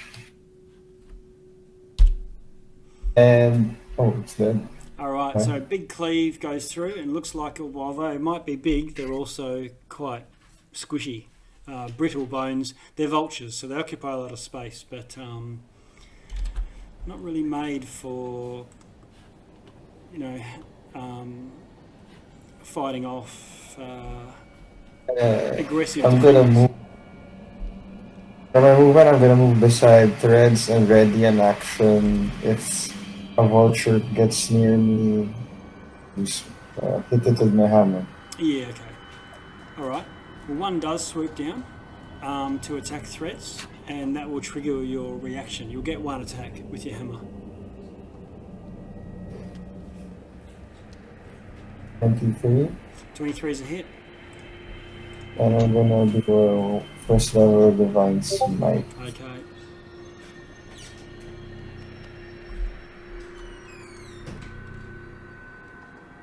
So that's 24. 24, one shots it with a hammer. Boom! You crack it right on the head. Oh boy. Alright. Good one. Okay, and this other one, it has its turn, and it's also swooping, and it suddenly spreads its wings and pulls on the brakes, and flies 10, 20, 30, 40, 60, and it's probably about 150 feet away at the end of the round, flying off into the twilight. Threads, do you want to do anything? 150, you say? Yes, that's right. Well then, I take aim. Alright, roll to hit. Would that be just a straight roll? Unless you're at long range. It's like from 150 is my long range, I That's think. fine then, yeah, it's short range. They're just within that. Does a 20 hit? 20 hits easily. How much damage? 10 damage on the first one. Okay. Oh, yeah. Second shot. And I take one more hit. One more shot. Okay. Another 20. Whoa. Okay, you drop it. Kill it with two arrows. Nice. Alright, so 3 giant vultures are seen off. Thanks, Threads, for showing me how it's done. Yeah. I bow at you like, yeah, you're welcome. Okay, remove out of combat. I'll stick to my axes, thanks. Yeah. Yes. Okay. Yeah, I look forward to seeing you fire them out of your longbow. Yeah. 10 minutes pass. Nothing else arrives. Cletus is gonna ring the bell again. Okay. Just brace yourself. You're like standing there with the doorknob at someone's front yard, just going ding, ding, ding, ding, ding, ding, ding. Surely someone's going to come. Surely. Yeah. Okay. Another 10 minutes passed. Nothing.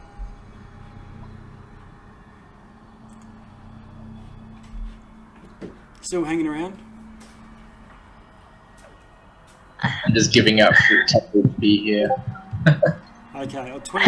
20 minutes have passed by.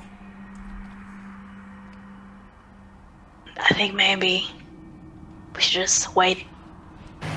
I'm sure. Maybe wait on land. I don't feel like I want to annoy him too much, but I'm sure he's heard the sound. Okay. Do you guys want to go back to the igloo just to wait it out? Is he normally so late? I don't know. It's the first time I'm calling for him. Usually Ogway's here. Did he turn up pretty quick when he was here? Last time I saw him, he was stuck here, and I've never seen him since. Oh, that doesn't sound promising. I would like to just have a gaze into the water, if I can, from this island. Okay. Can you do a perception roll for me, please?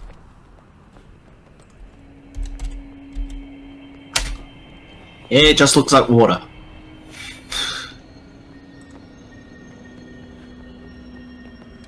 Okay.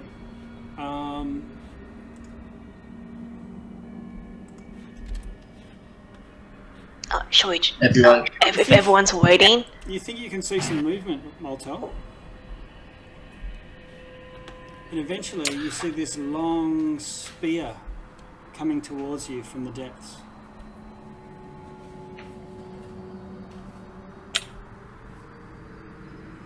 Eventually you see a few more, right immediately beside it, behind it. It's as if there's this phalanx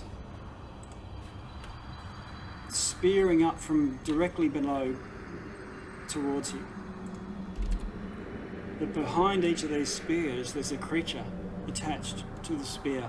The spear seems to be coming straight out of the middle of the sea creature's heads, and suddenly they break the surface and you see gusts of wet, moist air out of the tops of their heads.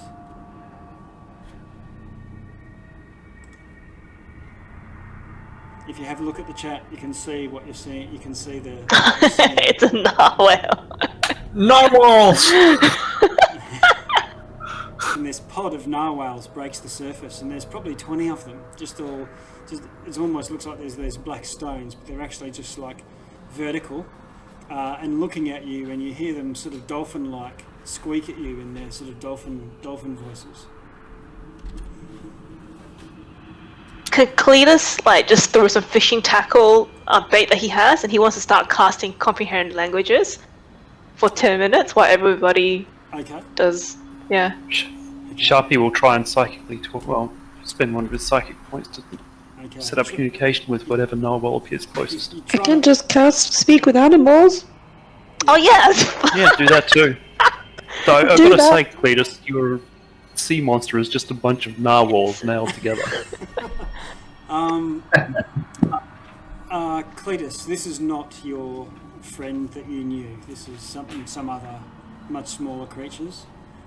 But they come up and they look at you, and they seem to be looking around. You cast comprehend languages, but you don't establish contact with these creatures. It's as if they are not. I think comprehend languages, you can't talk with animals. You'd need to speak with animals for that. I cast speak with animals. Okay, that's threats. That's my thing. I'm good with that. That is your thing. Okay, do your thing. They chitter at you in their dolphin language, saying, "Is it safe? Is the Angachuk is coming? We are the heralds of Angachuk." Oh, you guys are so cute. We're looking for Angachuk. Have you seen him? And one of them, they sort of give the other one a bit of side eye, and then they sort of look down, and you see some large dark shape beneath them, and they start to move off to one side. And as this shape starts to take form, a really strange thing that you can see, it looks like a small skiff, like a ship, and it's underwater, and in some sort of shimmering bubble. And eventually a broken mast breaks the surface, and then what do you call it, a figurehead, the prow of the ship breaks the surface, and beneath that there's this huge grey creature, and it breaks the surface as well and rolls on its side, and its side, there might be 15 feet across of just mottled dark grey and white skin, and finally this eye opens and looks at you. The eye might be a foot across. I'll say to Cletus, I think this is your friend. Angachuk, I need your aid. Do you remember who I am? It opens its mouth and speaks in Dory. I remember.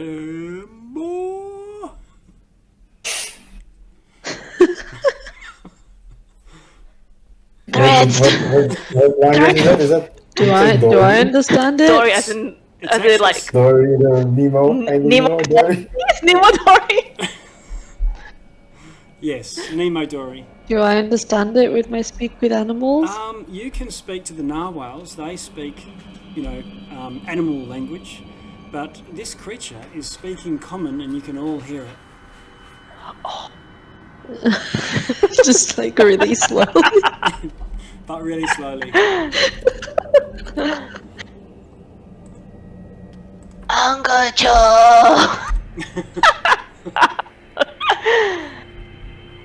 I need to call in a favor. I'm in desperate need of your help.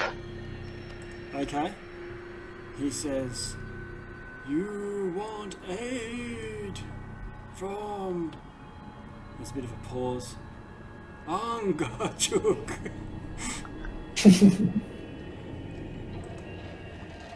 Yes, please. Okay. We'll be here all night.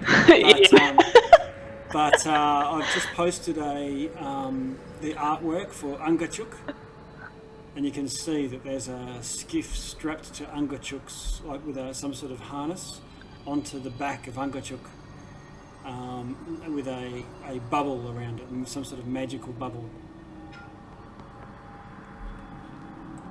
I don't know if you can see. You look better. You look better than last time I saw you. And very handsome whale. What you're seeing is an enormous sperm whale,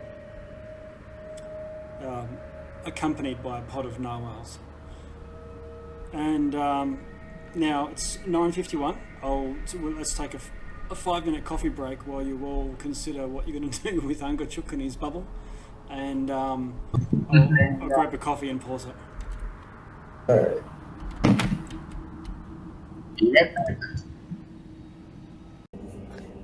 Yes. To find the sacred relic tome. Yeah. And it's not underwater. It's an island. Yeah, it's Orwell's Island. Ah. I feel like we were heading there at the beginning of our Luskin trip, and we had to turn around. Yes, we were heading to Orwell's Island, but got caught up. Is Orwell's Island the same as Orwellsburg? Yeah. I think that's what it was, Orwellsburg.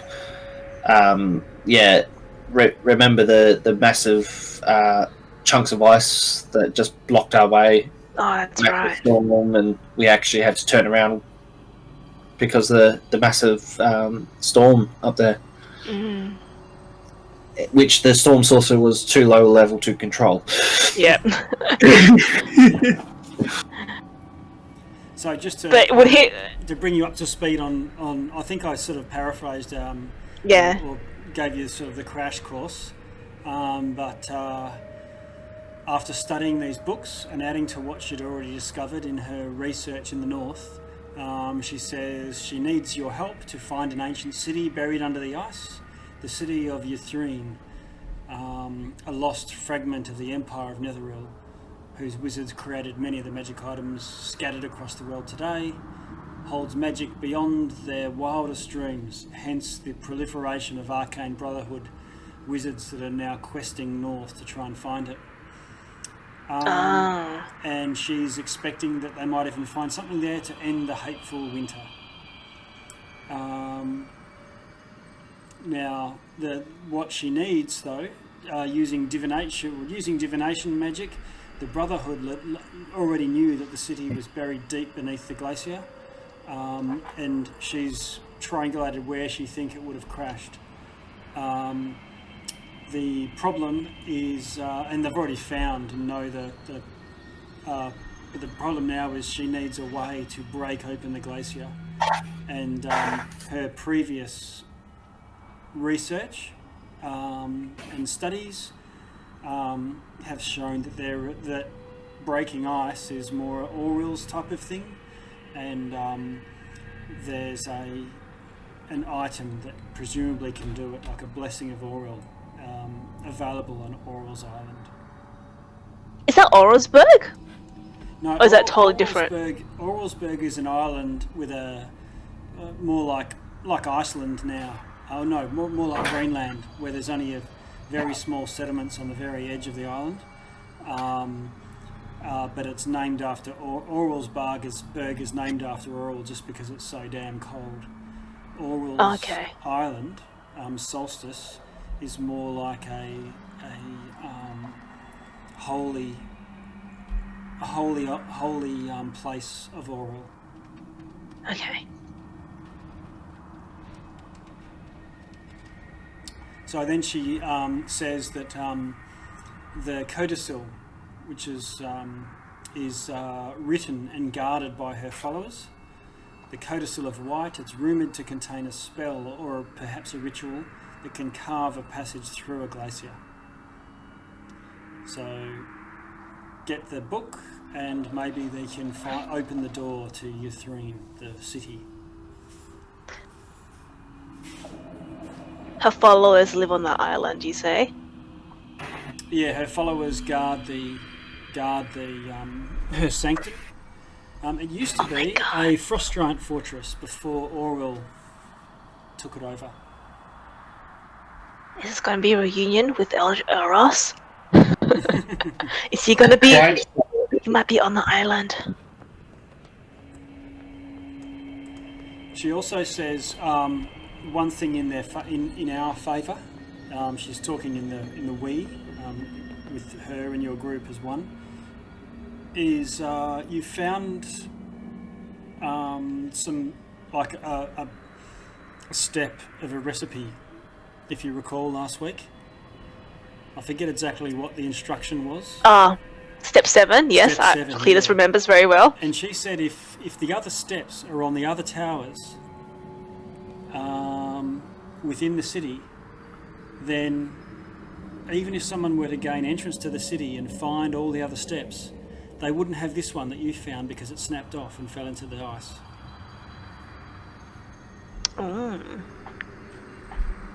And did Cletus share that information about Step 7 with her, so she knows what Step 7 is? Yeah, so she's spent a day studying the writings on the books and writings in the books. Yeah.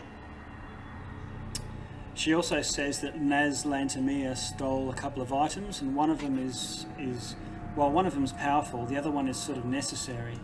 It's a sentient orb, and it can speak and translate Loros, which is the language of the Netherese. So would be key and extremely useful, if not possibly essential, to be able to survive and investigate the city of Ythrine if and when you find it. So she's hoping to find this orb as well, and get it back off this evil wizard.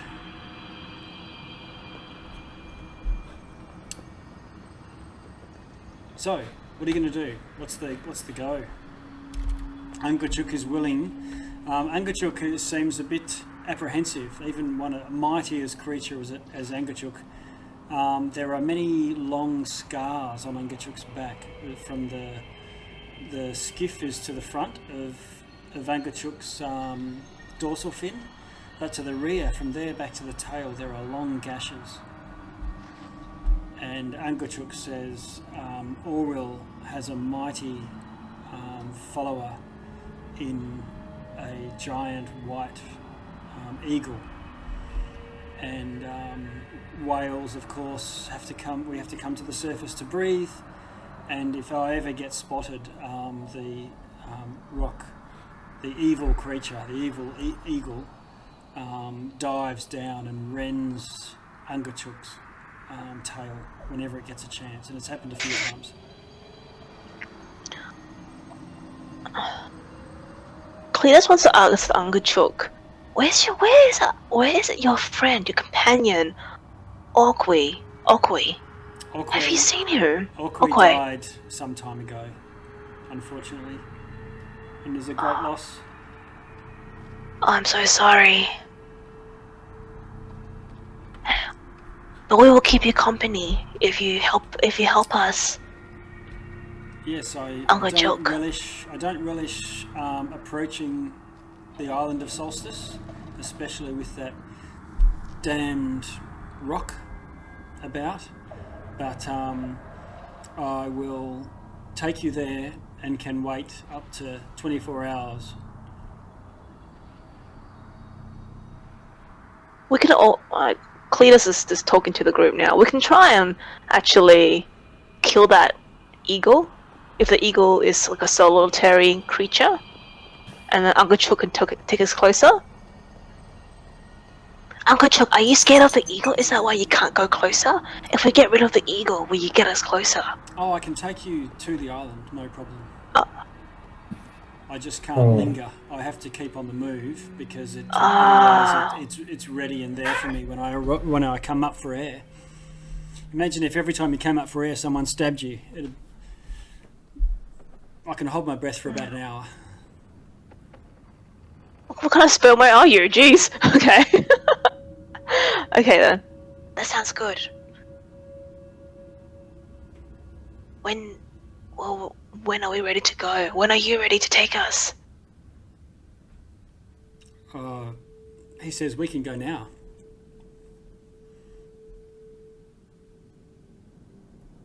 Are we ready to go now?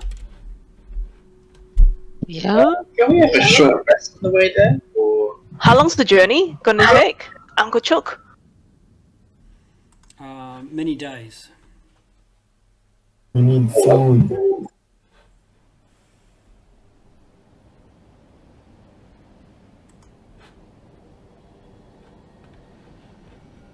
We need food. No, is there a way to like fish underwater or fishing? Yeah, you could try to fish. Ash can generate food if we're just sitting Oh, doing there nothing. you go. Yeah, if Ash is just burning a 3rd level spell slot a day, Yeah. it's not great, but it's. I can conjure food. Yeah, I guess that works.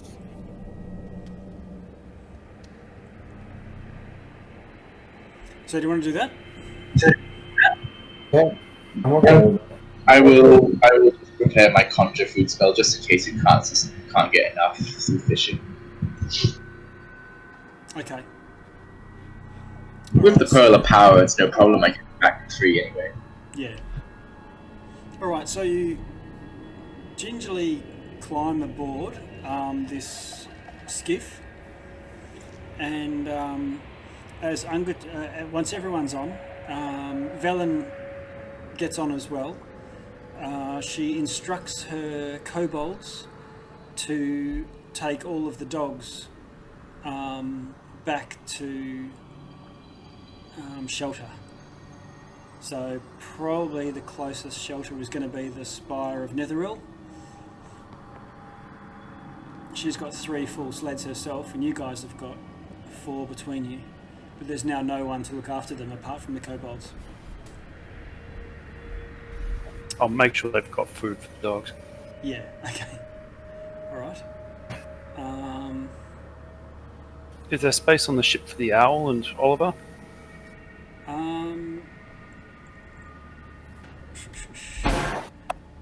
No, the owl and Oliver, so up to 8 medium-sized creatures can fit.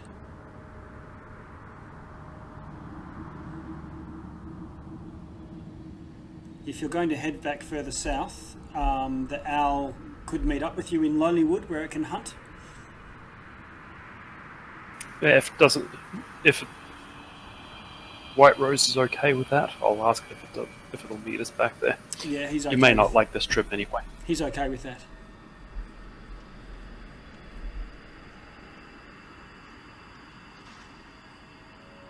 I will just unsummon Ice. Yeah.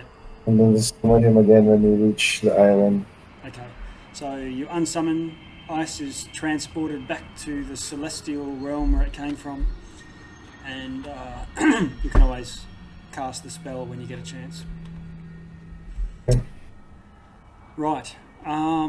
So you get on, and Ungachuk starts to descend, and it's a bit unsettling as you see the ocean, obviously below, absolutely freezing water, rising up around the sides of the whale towards the ship. But just as it laps against the side of the ship, you can see it sort of magically pushed away.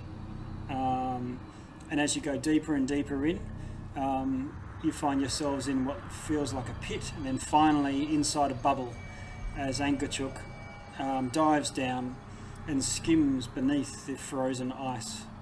So it's an incredible landscape, like upside down mountains that glow from beneath, but when you look up,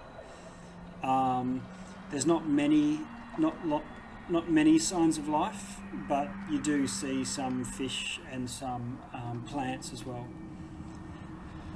And Along the journey back, can Cletus take some time along the few days that he's on board to try and fish through Angachuk's back? Yeah, so with javelins is probably the easiest to make some sort of spear, a gidgee that you can just throw at fish.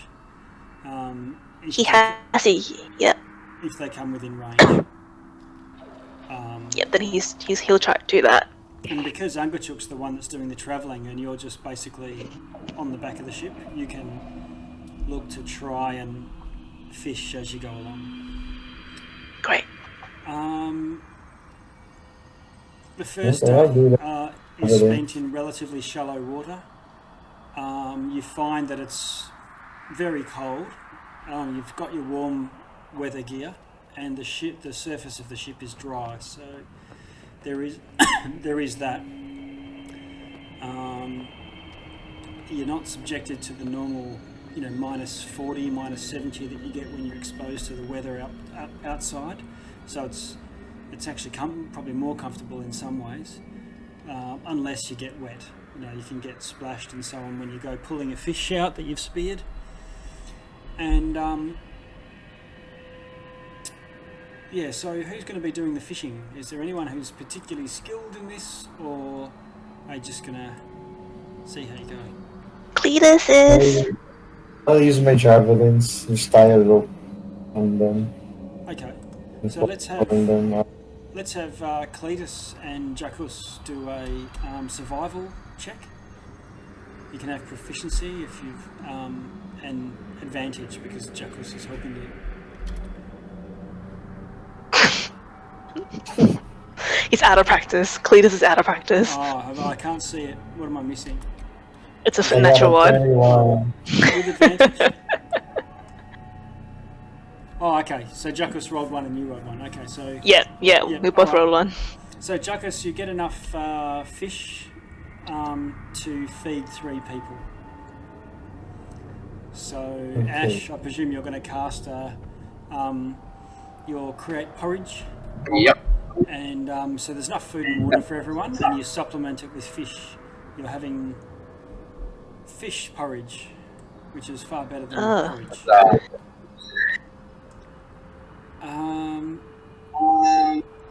Plain water and plain porridge, but hey. Yeah.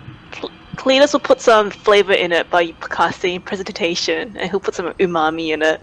Yeah, nice. Oh, you do that for me too. Ooh, so extra umami.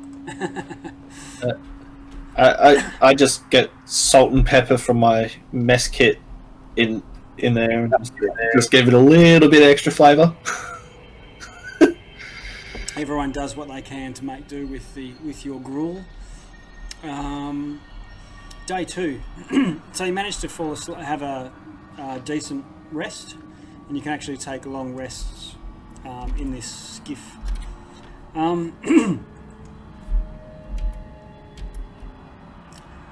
It seems as if Angachuk's searching for the island. And definitely going leisurely, but the way that the whale swims, it doesn't sort of stop. So it's a non-stop travel. So you're travelling a long way, far further than you would on the surface, as you guys have been, with your dog's sleds. But you go through spectacular underwater sites and see large shipwrecks.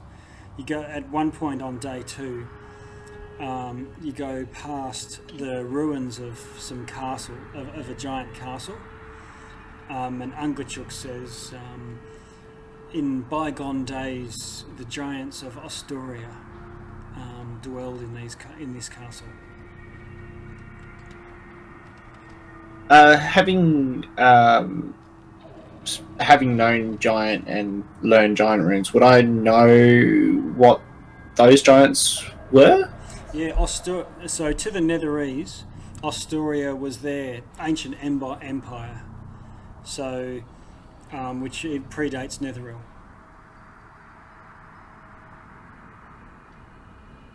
And from your books that you learned from the Spire, the reason that some of the Netherese wizards came to this far to the north is because they were looking to unearth Ostorian artifacts.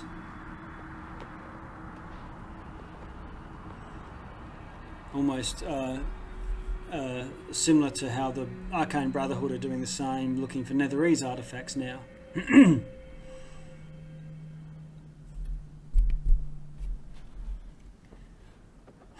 But eventually, after circling the castle a couple of times, Ungachuk takes off and carries on again. You go past an area where enormous long kelp must come from hundreds of feet below the surface, but reaches all the way to just a few feet below the water level. And so you're going through like a forest for a day. And at the end of the third day, Ungachuk, it starts to get shallower and shallower, and you find yourself between two spires of rock, and Ungachuk says, we are here at the shores of Solstice.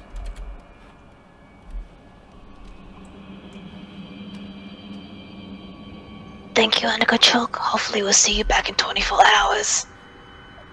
Thanks, Uncle Chuck. Uncle Chuck.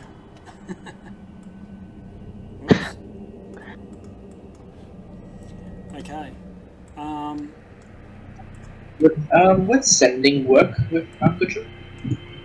Sending? Yes. Yeah. I'd have to look at sending. What does it send to? A creature? Yeah, we sent it to the Threads Oliver before. Oh yeah. Yeah, so it'll work for Ungachuk as well. Oh yes. Yeah, it works for a creature, but as long as it has intelligence of at least 1. So which yeah. Ungachuk definitely has.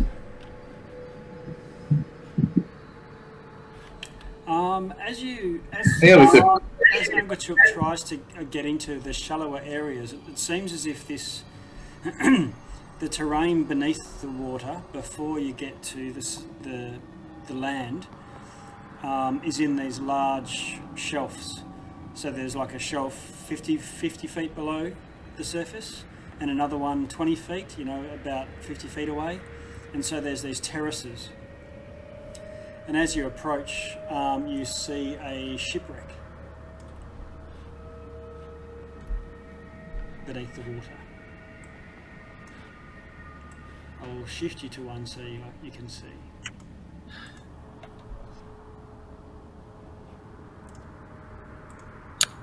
Does the shipwreck look recent, or is it ancient? No, it looks old.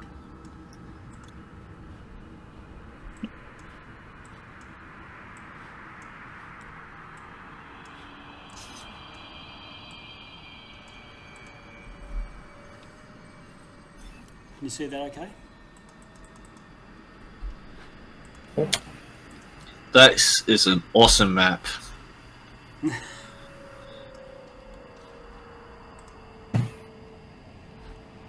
So, I'm clumping you all together, assuming that you're on Ungachuk's back.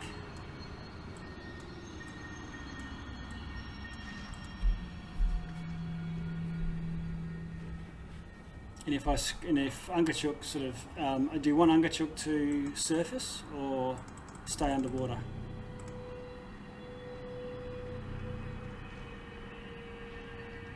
Oh, really? Can surface briefly so we can get off and dive again. That'd be excellent.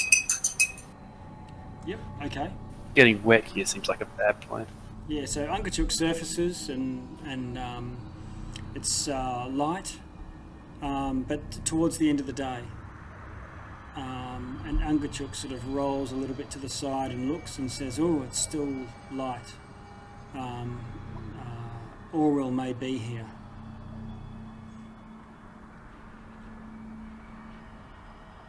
Where does Aura go when the light goes? Well, when she takes to the skies on her eagle, she would leave her island. So what time of the day does a eagle usually attack you? During the day? During the day. Okay. So Ungachuk could let you off now, and says probably in about 4 hours' time he thinks the eagle will take to the skies.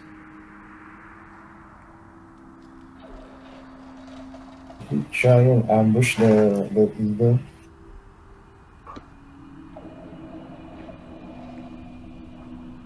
Well, if it surfaces and if Uncle Chook surfaces now and the rock attacks, we'll certainly take it on. Other than that, just surface and we'll get off and he can go away. Do you mean that you want to fight the eagle, or you want to fight Orbu? Yeah, let's pass on fighting gods today. Yeah. Just the eagle should be probably.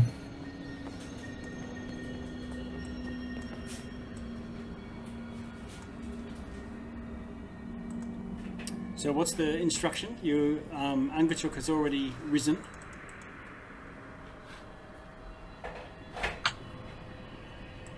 Is there somewhere where we can get off easily? So we can. Ungachuk doesn't know this island very well, so could do a lap, I suppose, but... We'll check out the shipwreck.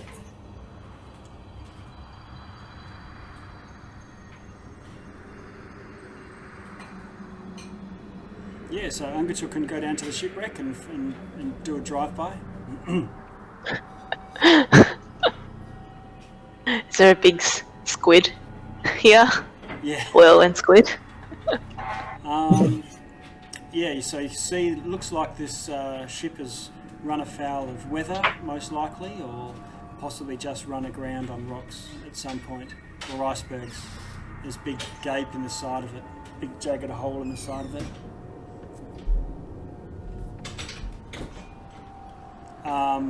Velin Harpels offers that if you wish to investigate the ship, she could cast water breathing on you.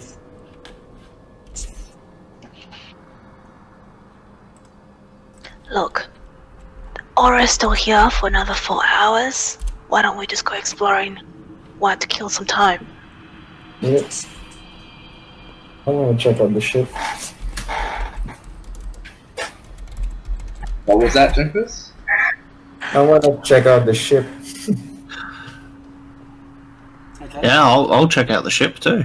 Let's go. Let's go. Alright, so Velin says just stand together for a moment. She gets out a short piece of straw and a wand and gestures at you all and says, right, so from here on, for the next 24 hours, you'll all be able to breathe underwater. Yeah. Velin, are you coming with us? Yes, she'll come with you, although there's an issue with getting wet. As soon as if we get completely wet now, we then go to the surface and freeze. So we would need to have some way to dry all of our gear off. Do you have prestidigitation? Yeah.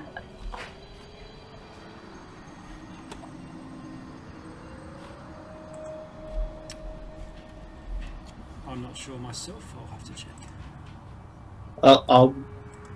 I'll be fine. So I'll be jumping over and going through to the ship. Cletus must have prestidigitation. Yeah, Cletus. Yeah, Cletus has it. Oh yeah, Cletus has it. So if you've got a way to dry out gear, then she'll go with you. If prestidigitation works that way, then yeah, he would let her know that. Prestidigitation can dry out things, so... Okay, great. Okay. So she casts breathe water breathing on you all, and do you have anything in your hands, or because you're going to need free hands to be able to swim? I assume you just stow your stuff, whatever it is that you would normally carry around, and dive in. Okay. Yep. Okay. When you did come up, it's foggy, and you see 50-foot high cliffs of ice ahead, jutting out of the water off the coast. There's bare, weather-beaten masts of sunken ships. So there's multiple shipwrecks. How many shipwrecks seen? Or in all? Very glad we didn't take a ship here. Jackus, you've dived in first. Can you roll a D8 for me? D8? Yep. 7. Okay. So you swim down to the ship. There's enough light to see. It's dimly lit. How are you approaching?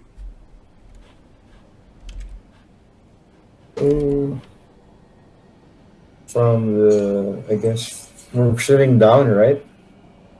Sorry? Are we swimming like Yeah, down? swimming down. Yeah. Yeah, so from the top, trying to get into what do you call it?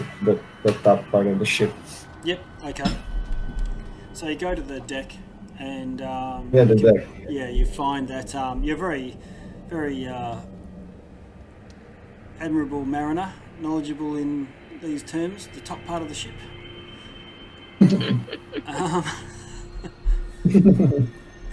But yes, you find the deck, and well, the deck's pretty solid. There's square holes in it that you could fit through. Yeah, I'll be following Jackus, Okay. almost like behind him. Yeah, I presume And everyone's when- probably tagging along, but Moltel, you're right behind him.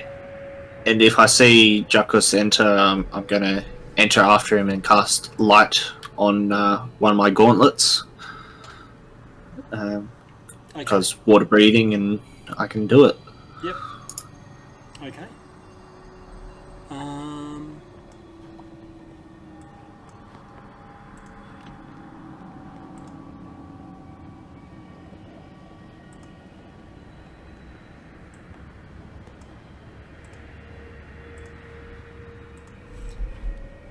Alrighty, let's have a look. I'm just going to move you to a map here.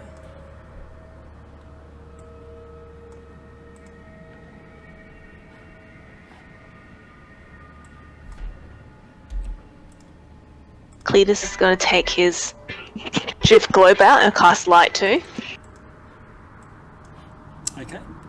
Can you see on the map that we're seeing here? Yep. Completely black to me. It's been a while since we've been on this map. Yeah.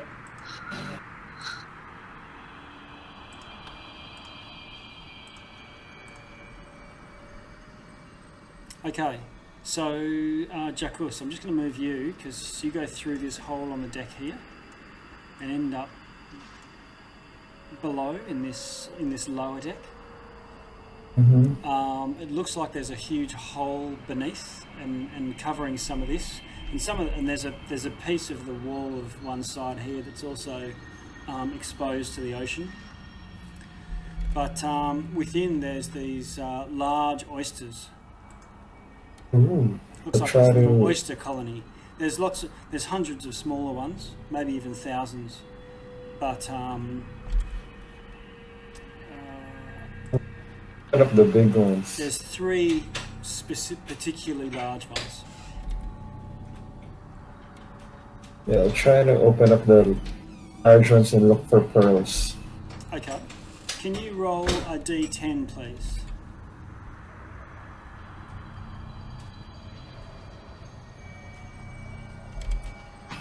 Okay, you open it up, and it's full of giant oyster meat, so you can. It's actually decent food. Oh, okay. Like, how much is that? Like, considered as a ration? Yeah. Okay. Just one. How much ration is it equal to?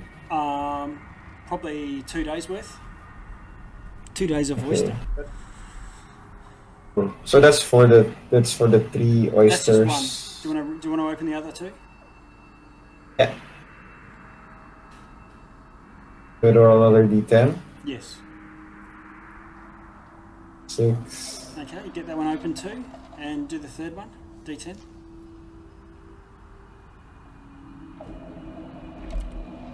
Okay, so you've now got 6 days worth of food. Oh, cool. Okay.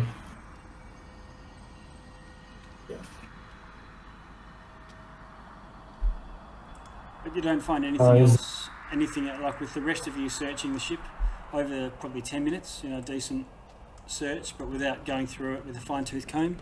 You don't find anything else of interest or value. It's quite badly rotted. I'll swim back to the party. Just found some rations. DM, is there a nameplate on the back of this ship? No, it's quite badly damaged, and even most of the wood just crumbles at your touch. Well, be swimming back up. And it's like, yeah, there's nothing. Okay. No, nothing worth of interest. Well, I mean, we're going to be here for a couple more hours anyway, right? There are other ships around? Or just this one? Yep.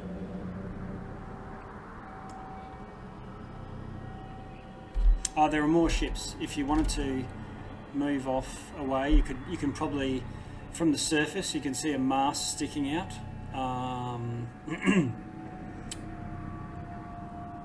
1,000 feet away. You guys want to go check that one out as well? Yeah, if you wanted to jump back onto Ungachuk's back, he'll take you to the next one. Let's go. Yep.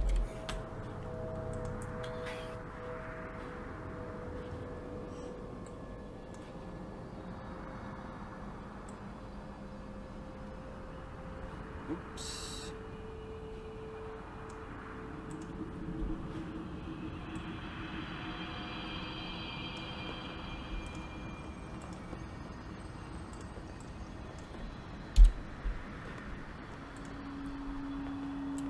Okay, now can people not see here? I just wanted to make sure whether you actually can see.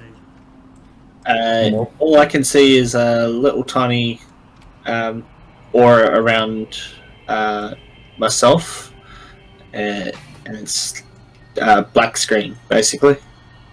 Yeah. And Sharp, you can't see a thing. Alright, what I'll do... Cletus can see just around him, small radius. Yeah, okay.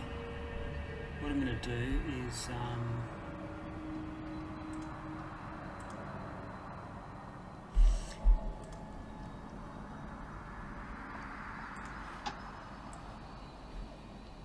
Oh, Whoops. each foot's 200 feet. It's crazy. Oh, yeah.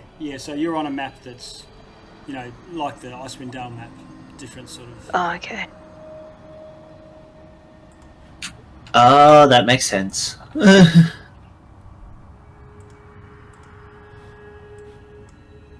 you seeing anything now? Nope. Still black.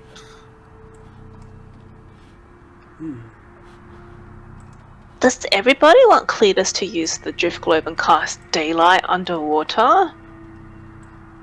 Or is that going to pull too much attention to us? I think that might pull a little bit too much attention to us. Yeah. It's a good idea. What about now? We can see the exploration areas that our party member has explored Yeah, okay. already.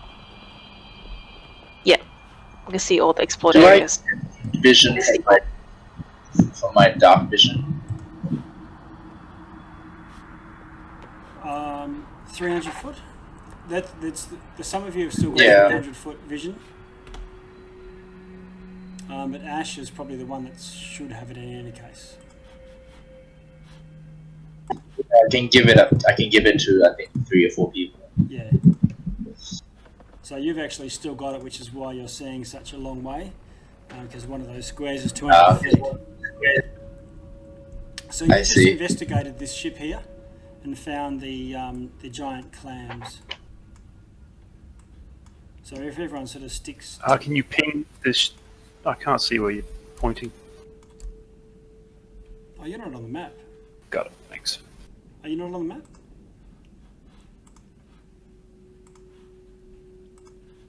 I might have to grab your character again. Just bear with me for a sec. Rec.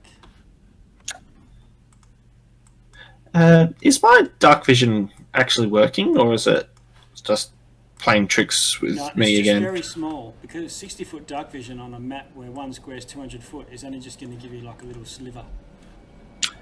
Yeah, I've got 120 foot, so yeah, okay. You should see it. So what I can see now is what I can actually see Yeah, half a square. with dark vision. Yeah. Oh, Thank you, Ash, for giving Cletus vision.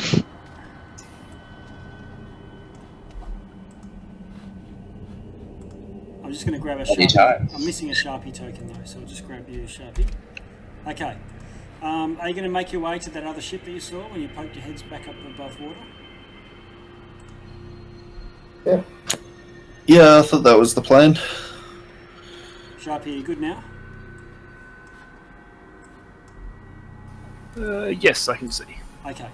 So I'm going to move everyone as a little pack here.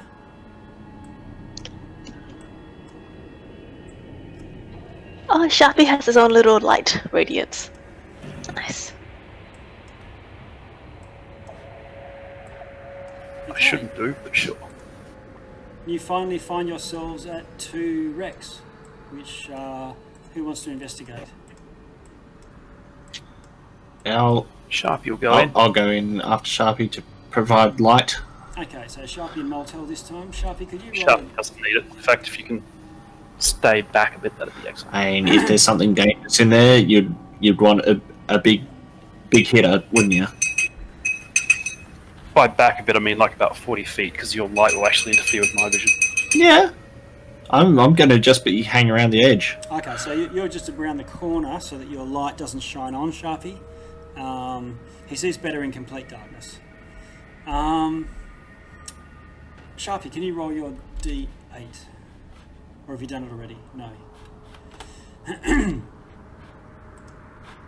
dun, dun. Yeah, 4. Sharpie. Okay.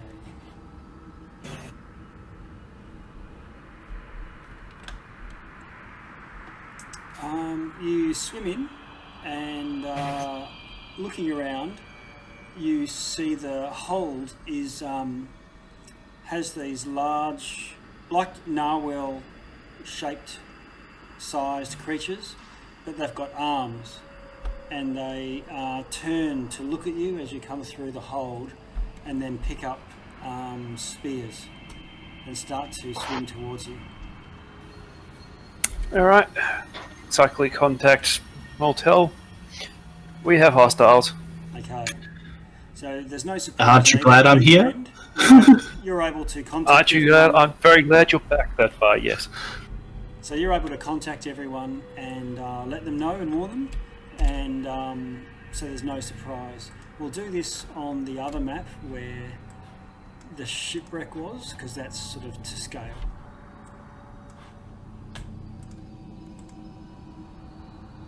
Oh, Wait a massive. Whoops. So big. Hang on, I pasted too many of you. There we go, it's just Sharpie that was missing from that map, that was why. So you mustn't have been seeing this map here, Sharpie.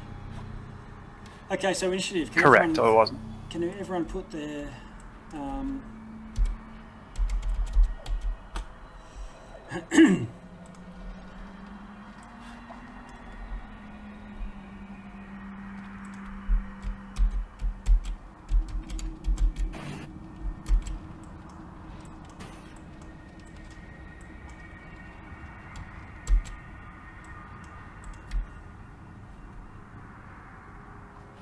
All right.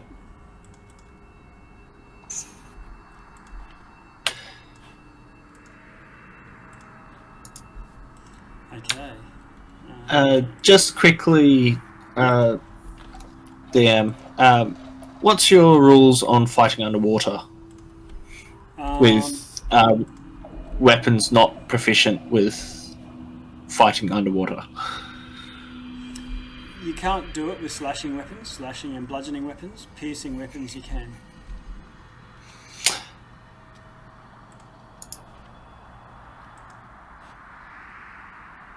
So Tarzan style, dagger, javelin, which is basically throwing a gidgee.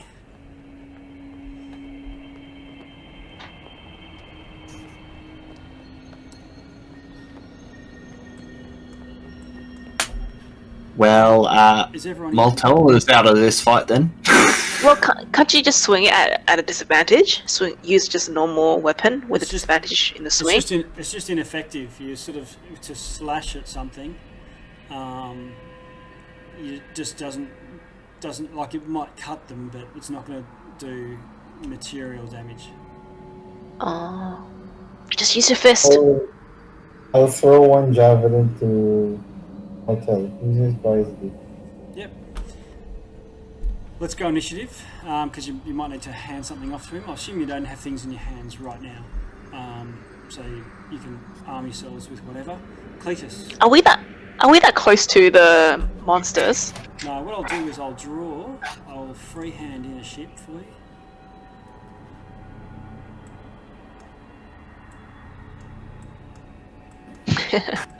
Look at that, that is art, mate. Very good. And there's a hole there. And then I'm just going to go back to... And is our movement speed halved for being underwater? Yes, apart from threads, if I recall rightly. And Cletus. Yep. And Cletus. Maltel, where are you? There you are. So you're off to one side. Okay, so you know that there's large creatures coming, Cletus. What do you want to do? He's gonna just swing back his 40 feet. And he's gonna hold his Eldritch Blast. If he sees the hostiles come out and he gets a good aim, he's gonna blast off. Target something and cast Eldritch Blast. Okay. Yes. Threads. Can I see any of them from where I am? Yes, you can. You can see one past Sharpie with dark vision. Okay. I take aim and fire. Okay. I would do bonus action hunter's mark it. Okay, so your hunter's mark one.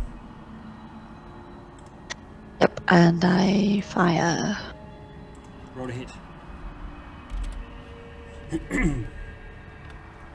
Ooh, 13.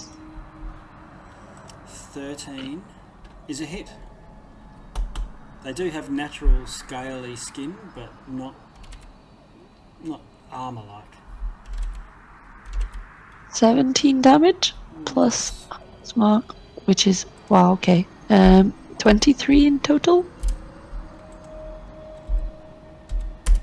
Okay, That's a big hit. significant damage to this creature. I don't know if can you see the health bars? Nope. Yeah. Oh. All right. Second arrow.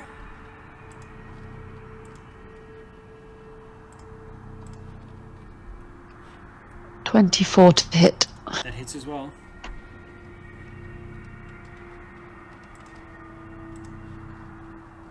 Or 10 total damage. Okay, it's still alive at the end of that, but badly injured. Sharpie. Moves back out the door. These are 5-foot hexes, sorry, Yeah. 5-foot squares, or Yeah. moves back out to there, and one more, and readies an action to throw a blade as soon as something gets in contact with Mortel. Okay. Mortel. I'm basically going to stay where I am, but I'm going to use my Giant's Might to grow large.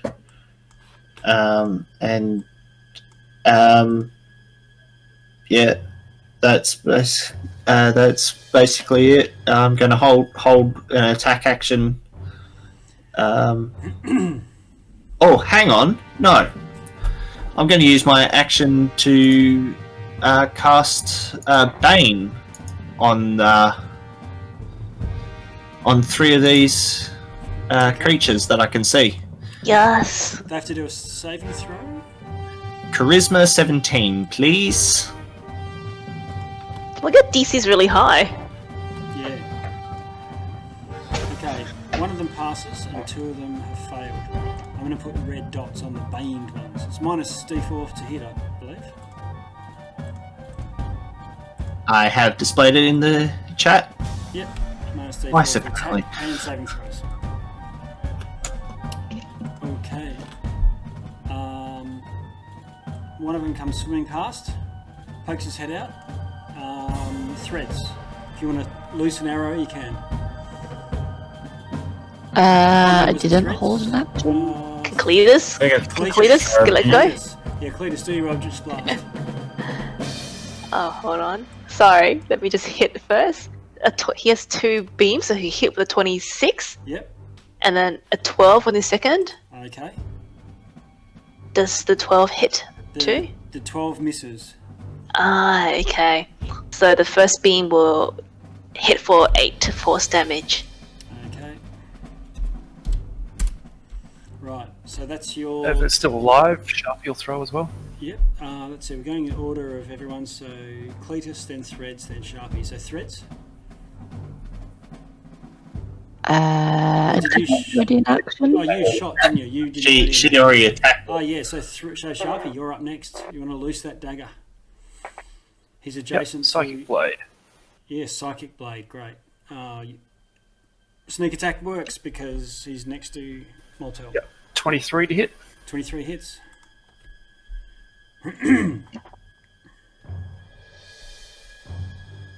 20 damage. 20 damage. Alright. He goes floppy in the water and is dead.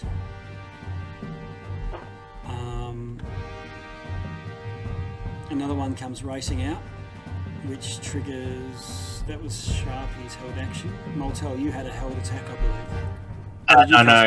I used my action to cast Bane. Yeah, okay. Alright. So, yeah, I can't do anything else with a action. Just see how fast these things... Oh, they go quick underwater. 1, 2, 3, 4. They're not swimming through your square, Mortel. They're just... They're swimming around me, I know. Yeah. It's all good. There's like heaps of room above me, so...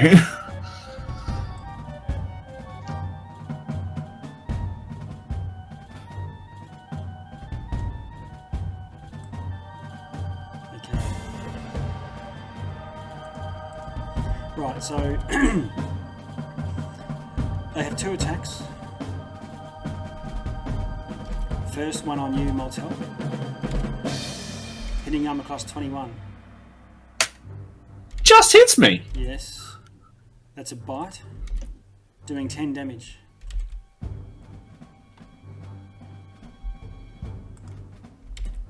It also stabs you, missing from the sounds of things.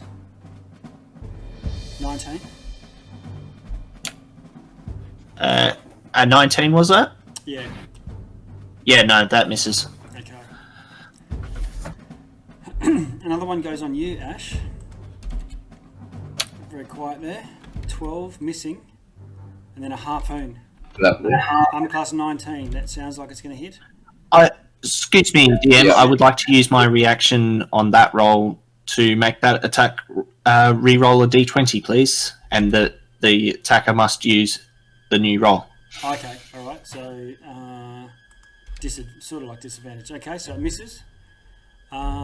There's one threads underneath you. I'm class 16. To hit threads? Yeah, Yes. it does 7 damage biting you. It then hits you with its harpoon, piercing you, and then goes to pull you in down. It's beneath Oh, you. great. Can you roll a strength check, please? Oh no. It gets 21. Yeah, well, It's reeling okay, you in I like get a a hooked 13. fish. Okay, threads, you get pulled 10 feet down, and also the harpoon itself does 13 damage.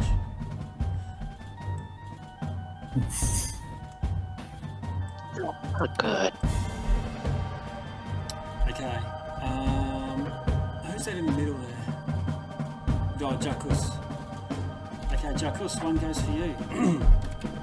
Hitting plus 20. Does it have Bane? Is it the one with the Bane? Yeah, it's a baned one. Minus D. So roll Yeah. roll a d4. I'm class 17, is that a miss? Yep. Yep, my AC is 20. Okay, alright, so then it tries the harpoon. Also missing. And then Moltel, there's one right next to you. He's also baned. Attacks with a bite. I'm class 21, but he's baned. So he misses. Oh, so he misses. Bane's doing the trick. Stabs you with a harpoon. Oh, I'm class 24. Okay, Roll a d4. hitting up. And he misses. Oh, champion. Champion Bane. Okay, that's them all done. Jakus, what do you want to do?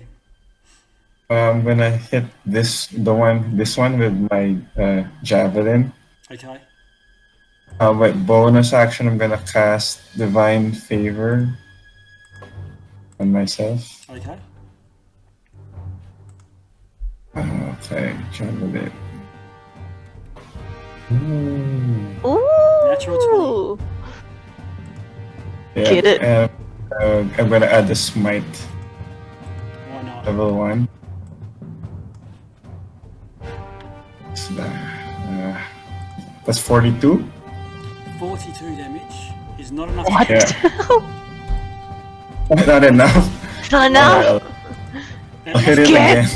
Again. That's been a record though. 22. Hit. 22 hits. Oh, that's disregard the smite. I forgot to turn it off. That's okay. You've killed it with the second attack. Yep. And yep, that's my turn. Cletus, your turn. Cletus. He sees a chance and he's just hoping Motel and Jack is going to survive. He's going to cast Hypnotic Pattern Okay. on a 30-foot cube centered around. I'll just draw it in. Okay. 1, 10, 20, 30, 10, 20, 30. This cube. And he's gonna. It is a wisdom saving throw of spell save DC 15. Oh, what was that? Wisdom? 1, 2, Wisdom. 3, 4. Okay, so one of them passes. That'll be just this guy here. I'm going to give him a green light, so he's going. The other How'd you three guys? stand there just staring at this glowing rune that appears in the middle of that square. And Cletus he's gonna come close. He's gonna yell to everyone, "Shake them out of it! Shake them! Don't touch them unless you're ready to kill them. But shake Jacuz and Motel out of it." Okay. So, Threads. sorry, which ones were hypnotic patterned? The one with the green light is the only one that's active. The other three are all just staring into the middle of the Right, square. right. And so is What's the Motel green lights are not? and Jacuz. So it's the one that's like holding on to me. Does it let go? It's incapacitated. Yeah, so it doesn't have actions. It hasn't let go, but it looks like it's not putting up a fight. Okay, I attempt to break free. Yeah, you can break 3, no problem. Just disengage. Does that count as my action? Yeah. Okay, and I move away. Okay. We've got to shake Jakku's motel. I call out to Cletus. Like, shake how? What do you mean? Just go up to them and shake them out. Wake them up. And I go up to Jakkus, and as revenge for something that happened a long time ago, I slap him across the face. Okay. The owlbear.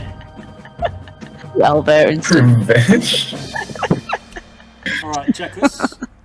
That you take 1 point of damage and you are snapped out of your stupor. We must be dealing with summer threats.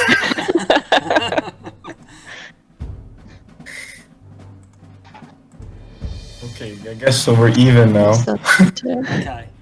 Yeah. No harm, no foul. Bonus action thread. You've still got a bonus action up your sleeve. I want this actually get Dawn to peck him. Dawn? I'm Montel to wake him up. I presume Dawn's doesn't have a swimming speed. Assume she's on the skiff somewhere. Oh yeah, she can't swim. Never mind. That would have been great, but never mind. Bonus action. I'll just move my hunter's mark onto this guy here. Alright, I'll just mark him up then. Great. Okay, Sharpie. Alright, Sharpie's just going to swim up a bit so we can see the one that's still active, and he will throw a blade at it. Okay, that's this guy over here, the one that's hunter's marked. Yep. Go for it. Psychic blade. 21. Hits.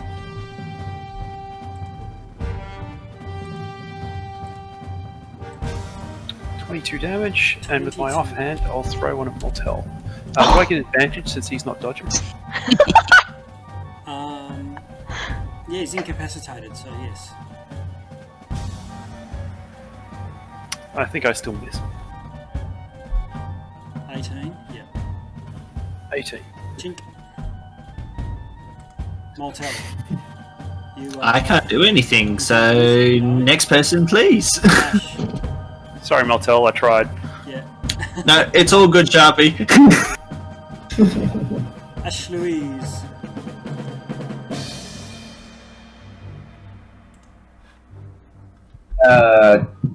I can move and then as an action, wake up Motel? Just shake him? Yeah, as an action you can. Yep.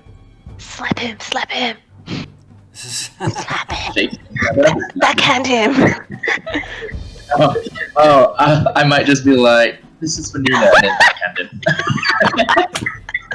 Alright, Mortel, you take 1 point of damage Oh, no. and come around. And as a bonus action, I'll spiritual weapon the enemy in front of me. Okay. Spiritual weapon. Roll to hit.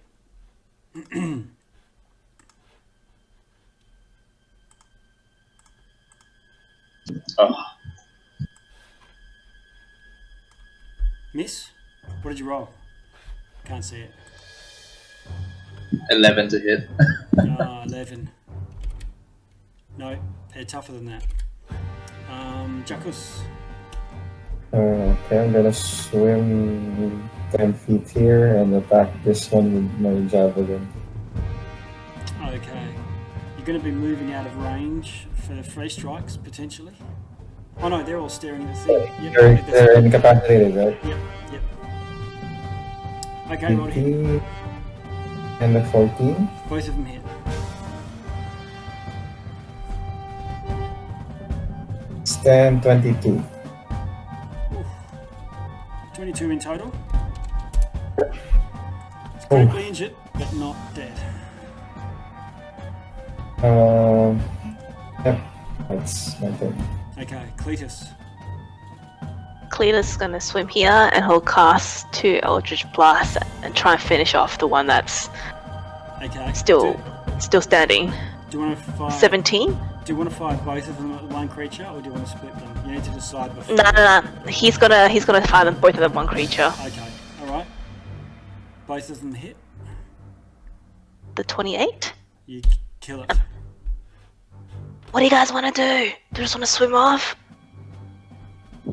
Kill them. Yeah. One by one. Oh, you want to keep going? Okay. His Cletus is done. Okay.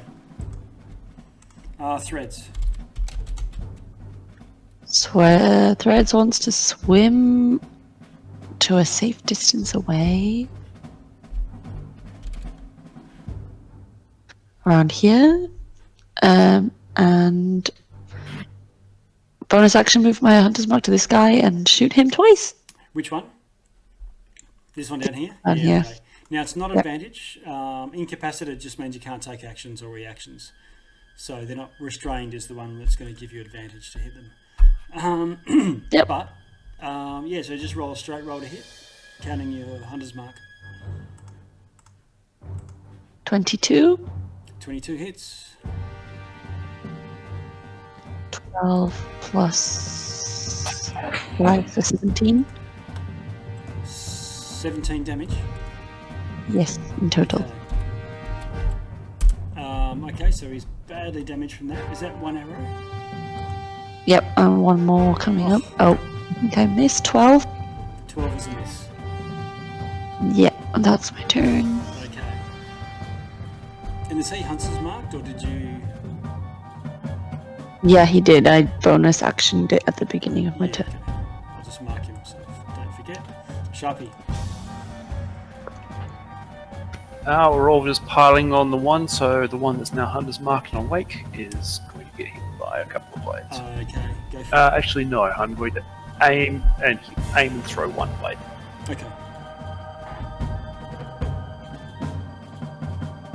17 Okay. hits. You hit. Sneak attack.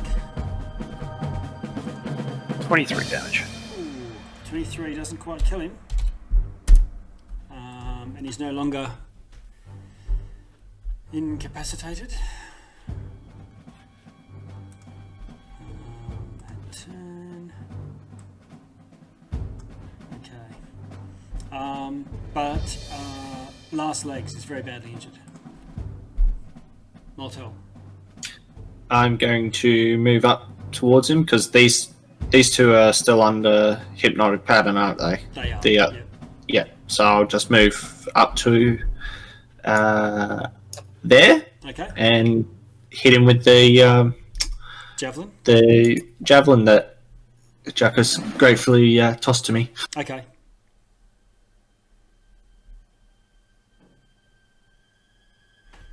$25's a hit. Damage. 13. 13 on that one. 13's enough to kill. And then second attack on the one directly behind me, so this one here. Yeah, okay. At the door to the ship. Or the hole. Yep.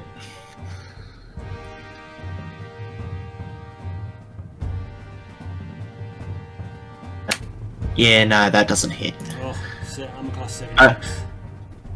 Yeah, natural one. Yeah, Ash Louise.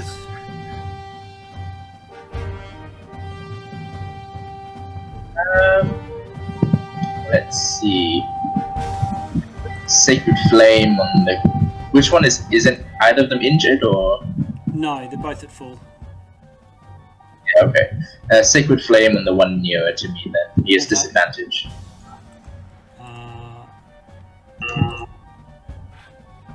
What's his DC? It's not 13, I guess. He takes the damage. Go for it. Let's see.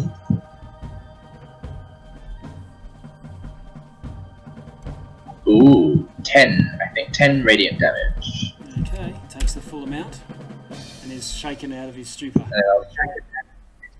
And then as a bonus action, I'll bring the weapon over if I can. Okay. Yeah, roll to hit with your bonus action. Ooh, I hit just about. Yep. How much damage? 1 sec. Oh yes, that does hit. Let me just check if. Here we go. 7 force damage. Okay.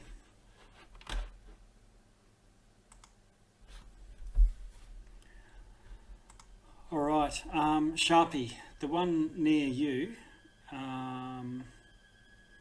swims away down, or actually probably up over the top of the ship, giving you a free strike if you've still got a reaction if you want it. I do, and I'll take it.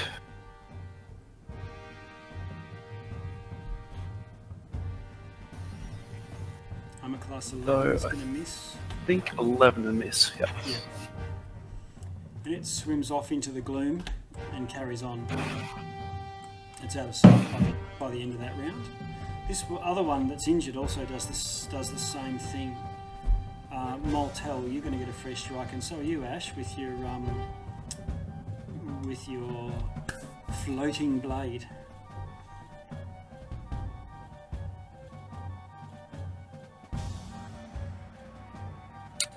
Oh, class 9's a miss with Moltel's javelin.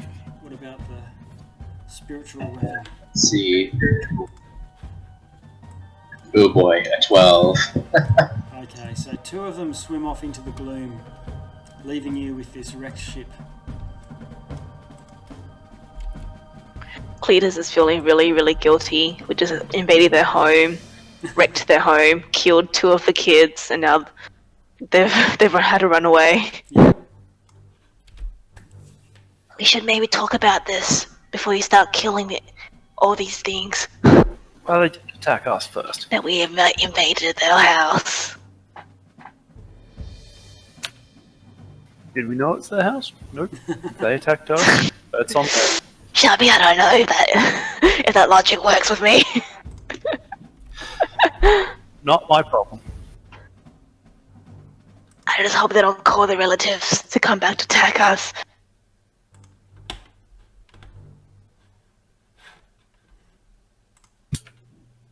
Okay, what are you going to do from here?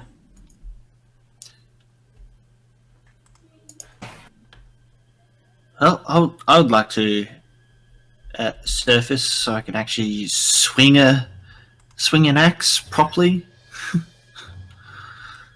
Look, why don't we just do we not investigate the ship now that we're here? I'm gonna swim inside. Yeah. Yeah, Sharpie's plan was to go inside and have a look around. After everyone has decided to thing, I will stay. Okay, so Jackus, you go inside. And I'm small as well too, DM. Yeah, right. Oh, right, going back down. Yeah, back to normal size. Yep. Sharpie's in there. Threads is at the entrance.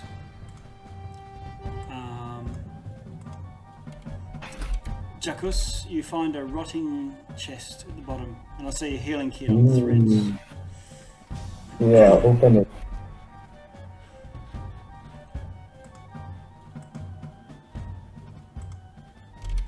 You open it, and find loose coins and untarnished gold jewelry. Alright. Awesome. Let's split it up. Scoop stuff up and put it in a sack of some sort. There's 400 gold, 800 silver, and 4 pieces of jewelry. Nice. Pasted it into the chat so you can see, but there you go.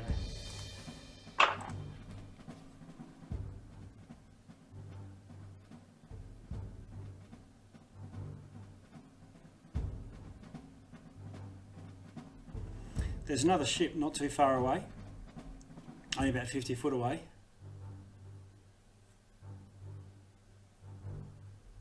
There's also further Would in the almost distance. certainly have more of these things in it. further in the distance, there's also what looks like some sort of wooden structure leading up onto the island. You can see the pillars at the limit of your vision.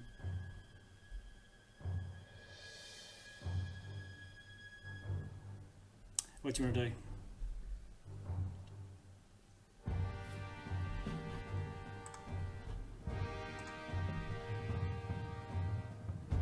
Are we waiting for Oral to leave on the Eagle to explore the island? Is that the plan? Yeah. But Yeah. Oh yeah, if we want to surface, we can. Threads would like to talk to Ash for just a second, ask her a question. So Ash, my wonderful friend, I actually haven't told you about this, but I had a vision. And I know you like visions. Ooh. It was actually a long time ago now, and I wasn't sure it meant anything at all. But I had a dream. In the dream, there was They often tell dreams. Yes. there was a wonderful white rabbit, and it had a horn like a unicorn, which I thought was just fantastic. And I followed it through a snowy landscape and into a cave with an icy pool, and it turned to me and it spoke to me. And it told me the lands to the north are dying and that I should not allow the Queen of Air and Darkness to crush the life from the lands. And I was wondering if you had any idea what that meant. No? That sounds like the Queen of Air and Darkness. Can I make a history or religion or Would be religion. A religion? Okay. Yeah. I'll guidance myself.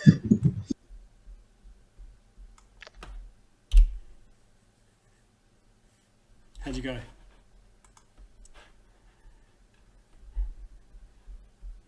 Ooh. Okay. 18 altogether. So the creature sounds like a fae, an almirage, which is a it takes the form of a rabbit with a unicorn's horn, and they are intelligent and generally non-aggressive. The Queen of Air and Darkness is like an anti-Titania, so a mythical or religious, if you're a fae, the queen of the underworld or netherworld, but often gets confused with other gods and goddesses, and some people might think that the same god can reveal themselves differently or manifest differently to different races. So the Queen of Air and Darkness to the Fae might be some other god to humans or some other god to orcs, but they have a similar domain.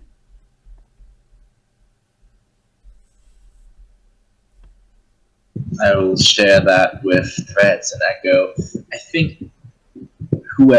I do think someone or something may have sent you that dream. This is your purpose here, to save the North with us. But do you have any idea who that could be? Well, since the North has been cast into darkness and cold wintry evilness, I thought maybe it would be Oral and we should really be up there fighting her or something, instead of hiding down here in some water. I mean, I get the sentiment, but I'm not. I can't even fathom how we would fight a god at the moment. I mean, we couldn't handle a dragon, so I have no idea how we would begin to fight a god. I guess you know more about gods than I do. But I thank you for sharing that dream with me. I would pray to Selune, and maybe we will get more dreams. Who knows? Perhaps. I mean, I do worship the goddess of the dawn, the Fae goddess, Ostara, so perhaps it was her. That is very possible. Well, thank you, Ash. You're always so enlightening. I just blushed. But I tried. That's all. I just wanted to ask about that. Okay. So, where to from here? Frosty Few?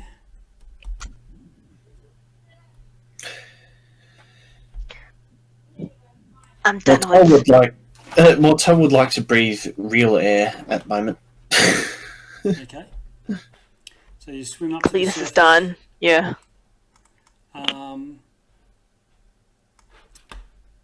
Find your way over to the... Yes, swim over to the surface and find your way over to a rock or pillar of ice breaking out, so something to actually hang on to. Breathing air, it all works fine, so your regular mode of respiration also works, even when you're under the under a water breathing spell. And you can actually see, like, while there are cliffs 50 foot high all around you. Let's see, I'll just check a distance. 700 feet away, there's a jetty.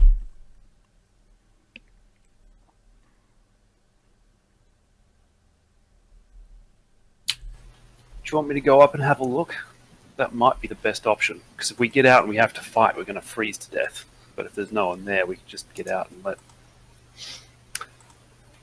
let good old Uncle be on his way. Hey, you guys will freeze to death. Yes, that's exactly what I said.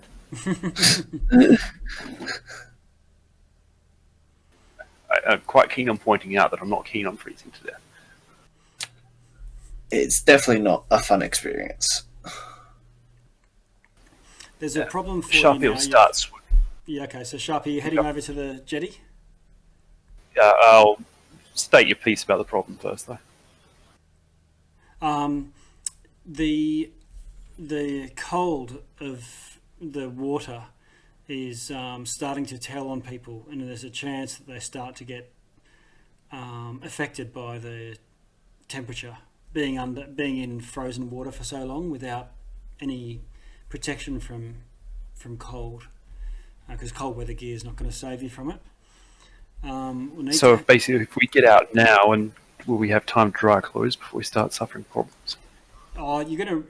Well, as soon as you get out, so you get out and you can sort of feel the cold straight away, and you realise, and it's at that point that you need to just make a roll. So there's a chance that people may already succumb.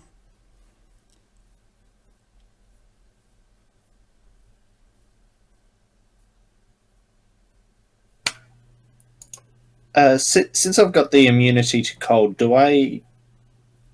don't have to make that roll? No, when Sharpie says, "Hey, is everyone else being cold?" You're like, "What? What's cold?" What's what about? It's a little bit cold. So apart from Moltel, can everyone and Dawn, can everyone do a Constitution saving throw? Cletus is resistant to cold. How does he work? You can have advantage. Okay. Everyone gets +3 if they're standing beside me. Yeah, I presume you're spending enough time close to Jacko so you can get your +3.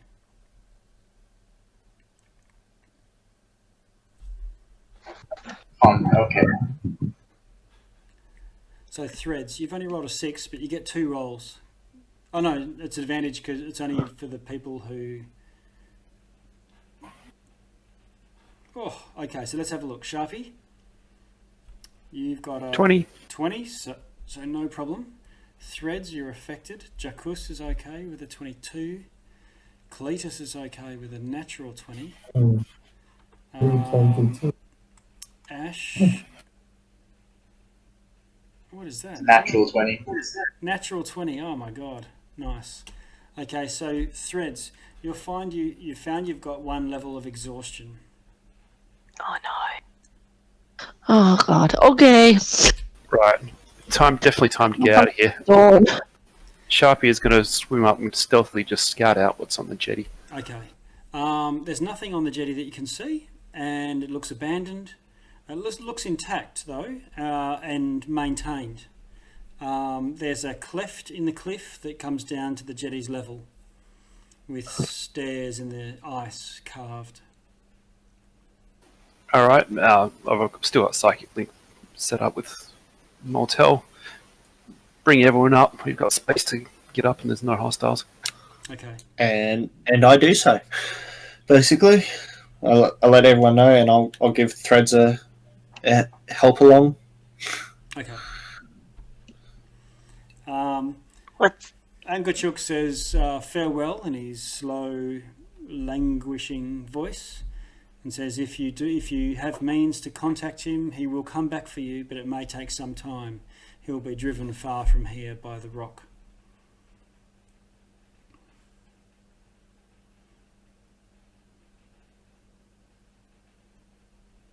Stay safe. And then as everyone's coming out of the water, Cletus will try and drive him off with his magic. Yeah, with prestidigitation, which takes a few minutes to dry out someone's clothes, but works, and eventually everyone is dry. For all of you, you'll realise you've spent time in minus 70 degrees. You know, you've spent time in snowstorms out on the tundra. And you know you've had to sort of try to, using, you know, with the powers of your constitution, sort of fight off infection, colds, coughs, the frostbite that comes with it. On this island, all of those checks to try and subvert the effects of the cold are a lot harder. So normally you're rolling a 10 for exhaustion against cold. Here it's a lot harder. Difficulty 15. Well, it's Aura's domain. Makes sense. Alright, well, let's go find this book of whatever and the hell out of here. We don't even have greater restoration spells, I don't think. Okay. Let's have a look. Where are you? Oh yeah, you're on the jetty. Okay, so everyone finds themselves on the jetty. Could we leave it there where we're on the jetty? Because it's getting close to 11:30 now. So Perfect. You've dried yourself off, gathered your things, armed yourselves, and stood up. Started to make your way. Said, "Right, let's go." Starting to head up the stairs, and this little imp type creature made of ice comes forward and says, "Welcome, welcome, welcome to the island of Solstice." And he sort of gestures up the stairs. And we'll leave it there for this week. Yeah, it's weird that Aura's Island has a jetty. Oh, it's for her followers, that's right. Well used. All right, closing music for now, and we'll pick up next week. Thanks, everyone. Alright, bye. Thank you. Thank you. Please don't make me go to sleep. The Tringers will be watching. They will jump inside and sit, tickle my toes and tie my hair in knots and bows. Oh. Okay. That's new. Yes. Oh, you wouldn't have been here for the Tringers. We'll No. bring you up to speed.